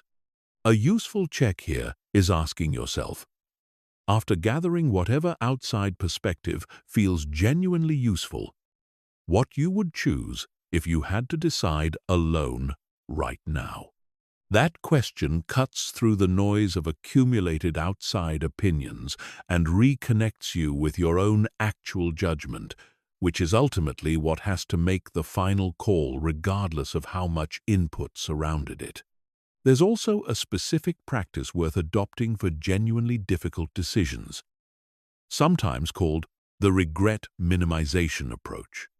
Instead of asking which option feels safest right now, ask which option you're less likely to regret not having taken when you look back on this moment years from now. This shifts the frame away from short-term comfort, which tends to favor the path that avoids immediate discomfort, and toward long-term alignment with what actually matters to you. Most people, looking back honestly on their biggest regrets, find far more regret over chances not taken than over attempts that didn't work out. And building that awareness into the decision-making process itself tends to tilt genuinely difficult choices toward action rather than avoidance. There's a related phenomenon worth naming, sometimes called choice overload, where an abundance of available options actually makes decisions harder and satisfaction with the eventual choice lower rather than easier and more satisfying, as more options might intuitively seem like they should produce. This is relevant here because low confidence tends to interact badly with high-choice environments. More menu items, more possible responses to a message, more career paths that seem theoretically available. All of it can amplify existing indecision rather than resolving it. One practical countermeasure is deliberately narrowing the field before evaluating it seriously. Setting 2 or 3 non-negotiable criteria up front and immediately eliminating anything that doesn't meet them, rather than trying to weigh every available option against every other option in full. This isn't about avoiding due diligence. It's about recognizing that decision quality doesn't scale indefinitely with the number of options considered, and that past a certain point, additional options mostly just add noise and anxiety rather than genuinely better outcomes. Bringing all of this together, confident decision-making comes down to a few concrete habits. Correctly sizing the actual stakes of a decision instead of treating everything as equally permanent. Accounting for the real cost of indecision rather than only the risk of being wrong. Practicing speed deliberately on low-stakes choices to build the broader skill. Weighing genuinely difficult choices against long-term regret rather than short-term comfort. Narrowing an overwhelming field of options with clear criteria rather than trying to weigh everything against everything, and releasing a decision once it's made instead of continuing to relitigate it afterward. None of this requires becoming reckless or careless. It simply requires recalibrating how much emotional weight gets attached to the process, which frees up an enormous amount of energy that low confidence otherwise burns on decisions that were never as high stakes as they felt in the moment. Chapter 12. The Confidence-Competence Loop and the Path to Mastery. Throughout this material, competence has come up repeatedly as one of the foundational pillars of real confidence, and this chapter is dedicated entirely to understanding exactly how competence and confidence interact over time, because the relationship between them is not linear, and understanding its actual shape removes a lot of unnecessary frustration along the way. The first thing to understand is that competence and confidence don't grow at the same pace, and there's a well-documented gap between them early in the learning process that catches almost everyone off guard. When you first begin learning something new, there's often an initial burst of confidence, sometimes called the beginner's bubble, driven by early quick wins and the simplicity of foundational material. Shortly after that bubble, confidence typically drops, often sharply, as the real complexity of the skill becomes apparent. Mistakes accumulate, and the gap between where you are and where competent practitioners are becomes obvious for the first time. This dip is not a sign that you've made a mistake or that you're not cut out for the skill. It's an almost universal stage in the process of building any real competence, and recognizing it as normal rather than alarming is often the difference between pushing through it and quitting right at the point where real progress was about to begin. The second thing to understand is that confidence eventually catches up to competence, but only if practice continues through that dip rather than stopping because of it. This is sometimes visualized as a lag. Competence climbs steadily with consistent practice, while confidence, especially accurate, well-calibrated confidence, rather than the inflated early bubble, tends to trail slightly behind, catching up gradually as enough real evidence accumulates to justify it. This means there's an uncomfortable period in learning almost anything worthwhile where your actual skill has genuinely started improving, but your felt sense of confidence hasn't caught up yet, and you may still feel uncertain or shaky even though objectively you're better than you were. Trusting that this lag is temporary, rather than assuming the discomfort means something has gone wrong, is critical to continuing through it. The third insight involves the specific type of practice that builds competence fastest. Because not all practice is equally effective, simply repeating a skill at the same difficulty level over and over produces diminishing returns fairly quickly. What actually accelerates competence, and by extension the confidence that eventually follows it, is deliberate practice, which specifically targets the exact edge of your current ability, involves regular feedback on what's working and what isn't, and includes conscious correction rather than mindless repetition. This is a meaningfully different activity from simply doing something a lot. Someone who has performed a skill casually for 10 years without deliberate feedback and correction often has less genuine competence and correspondingly less well-earned confidence than someone who has practiced deliberately and intensely for a single year.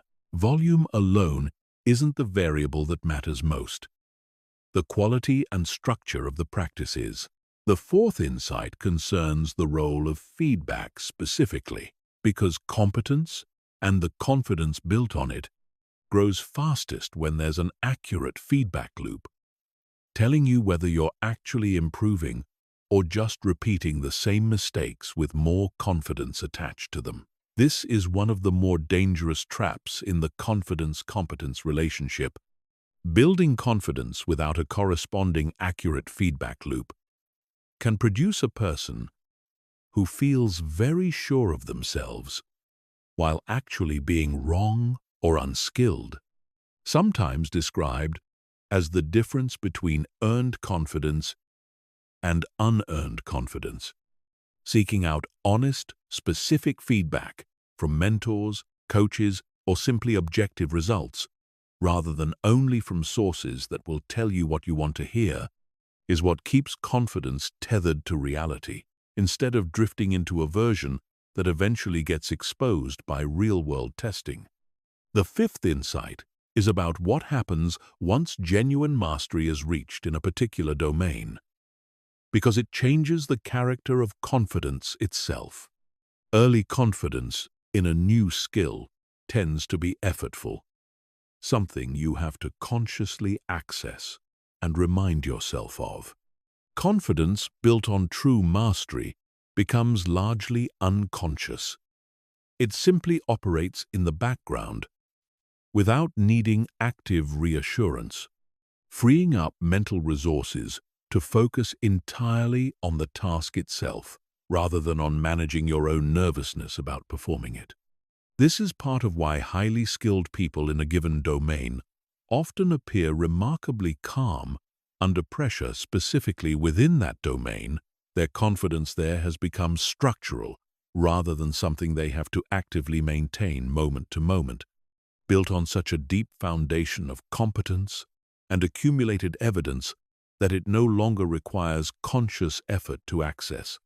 This is also the chapter where it's worth directly addressing a specific, widely recognized experience that many capable people go through, sometimes called imposter syndrome, the persistent feeling of being a fraud, despite clear external evidence of competence, along with a fear that this fraudulence is about to be discovered.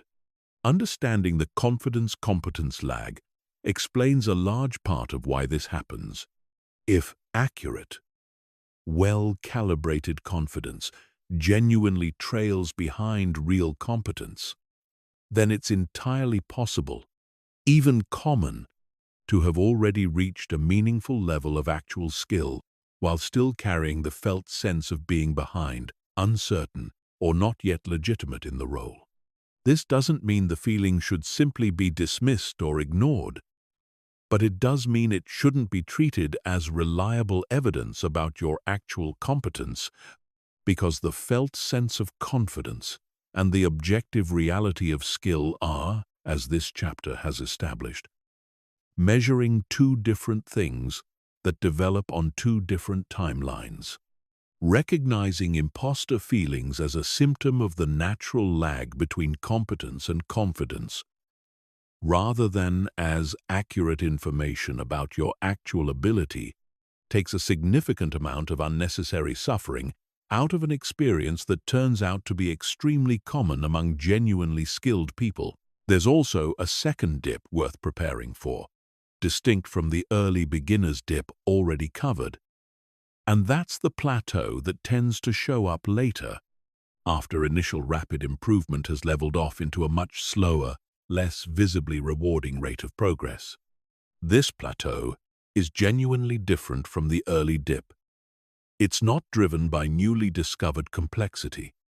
It's driven by the fact that the easy, fast gains available to any beginner have already been captured, and further improvement now requires the more effortful, less immediately gratifying work of refining details that matter more at higher levels of skill.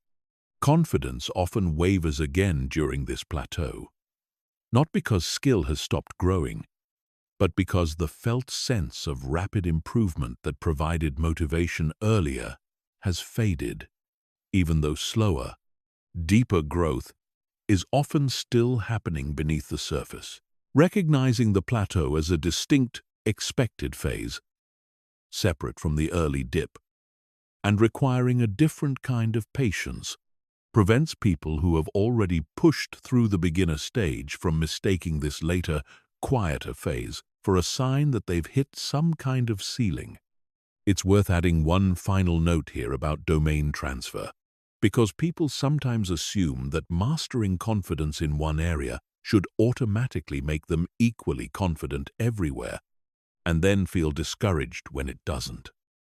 The specific competence built in one domain doesn't directly transfer to an unrelated one. Someone who has built deep mastery and structural confidence in their career doesn't automatically feel equally confident starting a new sport or navigating an unfamiliar social scene. What does transfer, though, is the meta skill, the proven personal knowledge that you know how to build competence and confidence through this process, having done it once successfully. That meta-confidence, the trust in your own ability to go through the process again, is genuinely portable across domains, even when the specific skill and specific confidence are not. And it's often what allows people who've built real mastery in one area to approach a completely new challenge with far less dread than someone who has never been through the process before. Understanding the full arc of the confidence-competence loop. The early bubble, the dip, the lag. As confidence catches up to real skill, the importance of deliberate practice with honest feedback, and the eventual shift into largely unconscious structural confidence at true mastery gives you an accurate map for what to expect as you build competence in any new domain. Most people quit somewhere in the dip, mistaking a universal stage of the process for a personal sign that they're not capable. Understanding that the dip is simply where you are in a well-documented process, rather than evidence that something has gone wrong, is often enough to keep going long enough to reach the other side of it. Chapter 13. Becoming the person you see.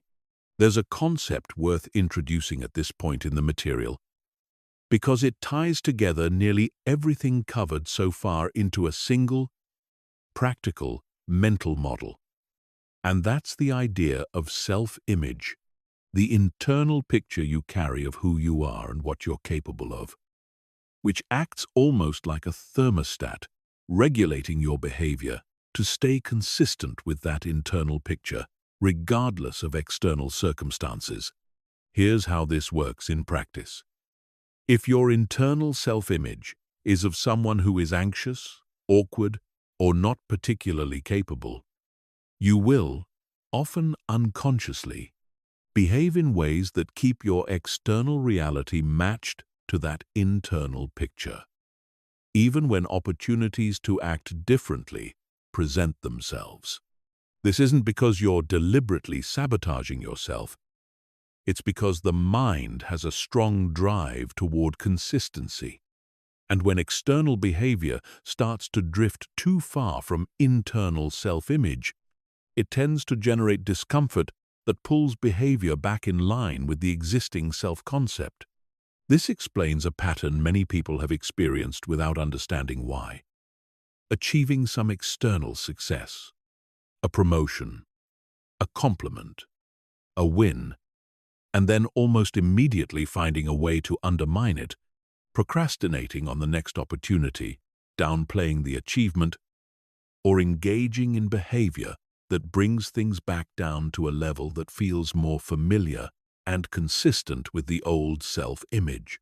This means that lasting confidence isn't only built through the external practices covered throughout this material. The discomfort reps, the evidence logs, the body language, although all of those matter enormously. It's also built by deliberately, consciously updating the internal self-image itself, so that the confident behavior being practiced externally has an internal picture to anchor to, rather than constantly fighting against an outdated internal thermostat trying to pull things back to where they've always been. The practical process for updating self-image starts with getting specific about the identity you're actually building toward. Not a vague wish to be more confident, but a concrete picture. Someone who speaks their mind clearly, who handles setbacks without spiraling, who takes action despite fear. The more specific and vivid this picture is, the more effectively it can start replacing the older, less useful self-image that's been running the show, often since childhood without much conscious examination. The second part of the process is behavioral evidence, which is where this chapter connects directly back to everything covered earlier. Self-image doesn't update through wishful thinking or repeated affirmation alone.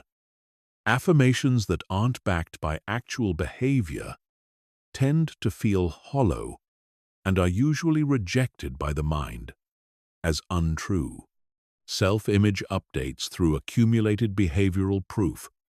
Every discomfort rep completed, every setback recovered from, every moment of genuine directness in a conversation becomes a small piece of evidence that slowly, gradually shifts the internal picture toward the new identity.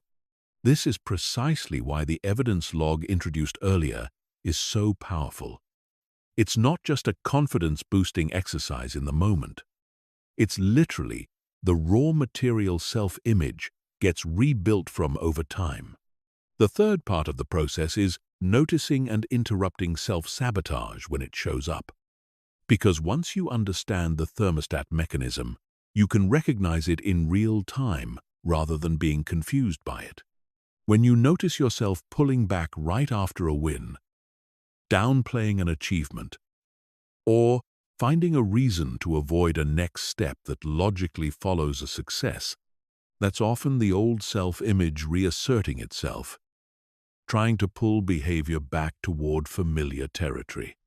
Simply recognizing this pattern for what it is, rather than assuming the pullback reflects some deeper truth about your limitations, gives you the choice to consciously push through it, instead of unconsciously obeying it.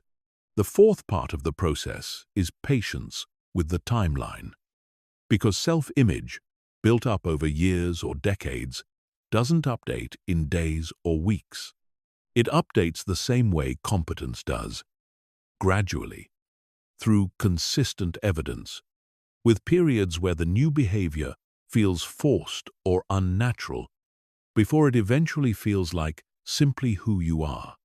There's a specific, recognizable moment many people experience partway through this process, where a behavior that used to require significant conscious effort, speaking up, taking a risk, staying calm under pressure, starts to feel automatic, unforced, simply part of how you operate, rather than something you have to actively push yourself into. That shift is the signal that self-image has genuinely updated. Not just that behavior has been forced through willpower in isolated moments. It's also worth distinguishing self-image from achievement itself, because the two are easy to conflate, but they operate differently. Achievements are external, discrete, and often temporary in how they feel. The satisfaction of a single accomplishment tends to fade faster than people expect, which is why chasing achievement after achievement in hopes of finally feeling confident often doesn't produce the lasting shift people are looking for. Self-image is internal, continuous, and cumulative. It's not any single achievement, but the ongoing story you tell yourself about the kind of person who produces achievements like that. This is why two people can accomplish the exact same external outcome and walk away with completely different internal results. One integrates it into an evolving self-image as further proof of who they're becoming, while the other treats it as an isolated event disconnected from their underlying sense of self, and therefore gets little lasting confidence benefit from it, despite the objectively identical achievement. The practice of consciously connecting each piece of evidence back to the identity you're building, rather than letting successes pass by as disconnected, isolated events, is what turns achievement into lasting self-image change, rather than a series of temporary highs that fade without leaving much behind. There's a specific tool worth adding to this process, and it involves the language you use when describing yourself, even in small, casual moments. Every time you say, "I'm just not a confident person," or "I've always been awkward in social situations," you're not neutrally describing a fact, You're actively rehearsing and reinforcing the old self-image, giving it fresh verbal confirmation every time the phrase gets repeated, whether out loud or internally. Small shifts in this language matter more than they seem to.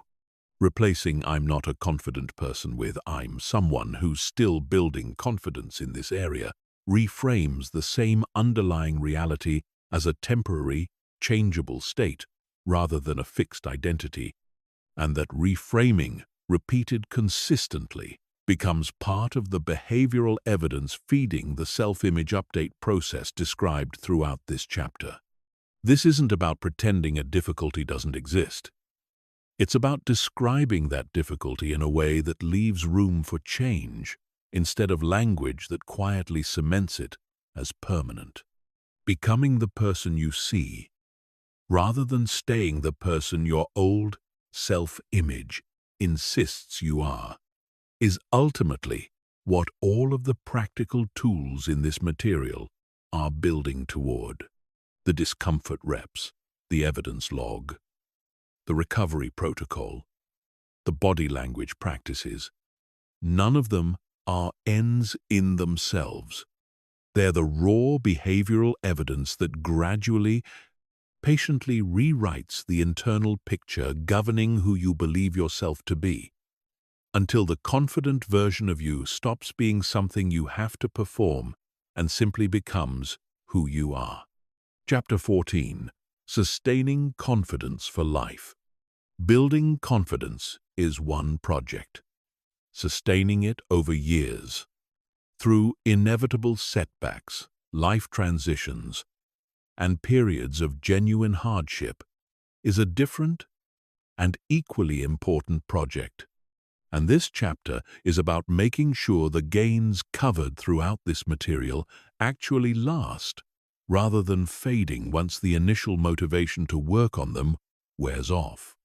The first thing worth understanding is that confidence is not a permanent state you arrive at and then keep forever without maintenance. It's closer to physical fitness than to a fixed achievement, something that requires ongoing practice to sustain, and that can genuinely decline during periods of prolonged avoidance, isolation, or hardship, the same way physical strength declines during a prolonged period without exercise. This isn't a discouraging fact. It's simply an accurate one, and understanding it prevents the common experience of building real confidence, then going through a difficult life period where the daily practices lapse, and being confused or ashamed when confidence has quietly eroded in the meantime. The erosion isn't a personal failure. It's the predictable result of the maintenance practices stopping, and the fix is simply resuming them, not starting over from zero, because the underlying competence, evidence, and self-image work you've already done doesn't fully disappear. It just needs reactivation. The second insight concerns major life transitions specifically, because these are the periods where confidence is most likely to be tested and most likely to genuinely dip. A new job, a new city, a significant relationship change, a health challenge. Every major transition essentially resets the environment your confidence was built within. And because much of confidence is domain and context specific, as covered earlier, a genuinely confident person can walk into a completely new context and temporarily feel like a beginner again. This is normal and expected, not a sign that the earlier work didn't actually work. The advantage a person who has already built confidence once has, even when facing a new context that temporarily resets some of their confidence, is that they already know the process. They've already proven to themselves that discomfort is survivable and that competence can be built through consistent practice, which means rebuilding confidence in a new context happens considerably faster the second time around than it did the first. The third insight is about avoiding a specific trap that catches people after they've built real confidence, which is complacency, quietly phasing out the daily practices once things feel comfortable, under the assumption that confidence, once built, is now simply a fixed trait that will maintain itself indefinitely. This is where the fitness analogy becomes especially useful. Nobody assumes that 6 months of consistent exercise means they can stop exercising forever and keep the same strength permanently. Confidence requires the same ongoing relationship, not necessarily at the same intensity as the initial building phase, but some level of continued practice, occasional discomfort reps, occasional honest engagement with feedback and setbacks, to keep the underlying system active rather than letting it atrophy through disuse. The fourth insight involves relapse, specifically moments where old patterns, the negative self-talk, the avoidance, the need for external validation, resurface even after substantial progress has been made. This will happen, and treating a relapse as proof that all the previous work was wasted or that you're fundamentally back at square one is both inaccurate and unnecessarily discouraging. A relapse after real progress is different from never having made progress at all, because the competence, the evidence log, the updated self-image, none of that has actually vanished. It's simply temporarily overshadowed by a return of old habits, usually triggered by stress, exhaustion, or a particularly difficult setback. The most effective response to a relapse is the same recovery protocol covered earlier. Acknowledge it factually, without excessive self-judgment. Extract what's useful from understanding what triggered it, and resume the practices, rather than treating the relapse as a reason to abandon the entire project. There's also real value in building what might be called a maintenance version of the daily system for periods when life is genuinely too demanding to sustain the full original intensity, rather than an all-or-nothing approach where the entire system either runs at full capacity or collapses completely under the weight of a busy or difficult period. A scaled-down maintenance version, a single small discomfort rep instead of several, a brief mental check-in instead of a full written evidence log, keeps the underlying habit alive through hard periods without requiring the same level of energy the initial building phase demanded. This is often the difference between someone who returns to full practice once the difficult period passes and someone who has to rebuild the entire habit from nothing because it was allowed to fully lapse. A sixth insight worth adding concerns the role other people play in sustaining confidence over the long run, because none of this has to be, or should be, an entirely solitary project. The people closest to you, if chosen well, can serve as an external mirror during periods when your own view of yourself is temporarily distorted by stress or setback, reflecting back the accumulated evidence of your competence and growth at exactly the moments you're least able to see it clearly yourself. This is part of why the environment design component introduced earlier in this material matters so much over the long term, not just for the daily building phase, but for the entire lifespan of sustaining confidence. Surrounding yourself, even if only with a small number of people who reflect an accurate and generous view of your growth back to you, gives you a resource to draw on during exactly the periods described in this chapter. The transitions, the relapses, the difficult stretches, when your own internal evidence log feels harder to access than usual. The fifth insight is about redefining what long-term success with confidence actually looks like. Because it's not the complete absence of fear, doubt, or difficult moments. That was never the goal from the very first chapter of this material.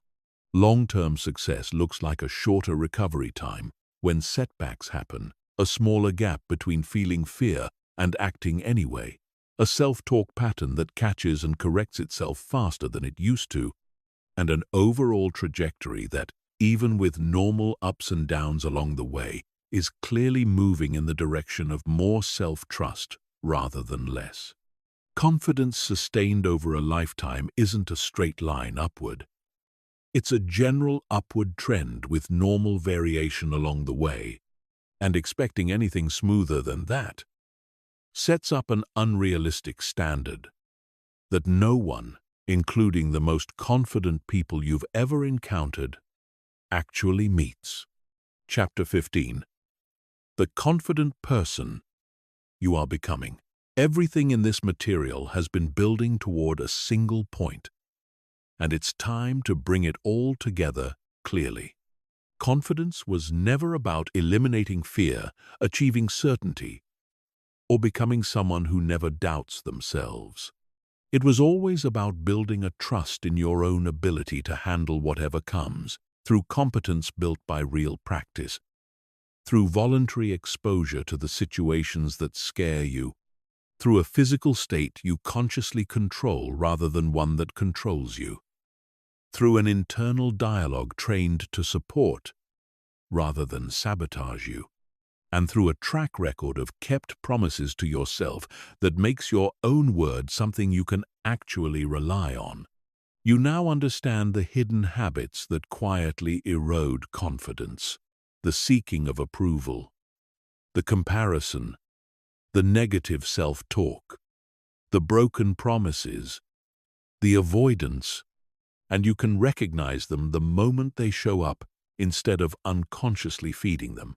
You understand the actual formula that builds confidence deliberately, and you have a daily system, discomfort reps, an evidence log, a grounded identity statement, a recovery protocol, and intentional environment design that turns that formula into consistent practice rather than something you only think about occasionally. You understand how confident people think differently about failure, about other people's opinions, about comparison, about permission, and about the separation between identity and behavior, and you know that these are trainable mental habits, not fixed traits reserved for other people. You understand the physiology underneath confidence, how posture, eye contact, pace of speech, and breath directly shape your internal state in real time, giving you a set of immediate tools available in any moment that calls for more presence than you currently feel. You understand how confidence changes the way the world responds to you, not through manipulation, but through the honest signals your own behavior sends about how you expect to be treated.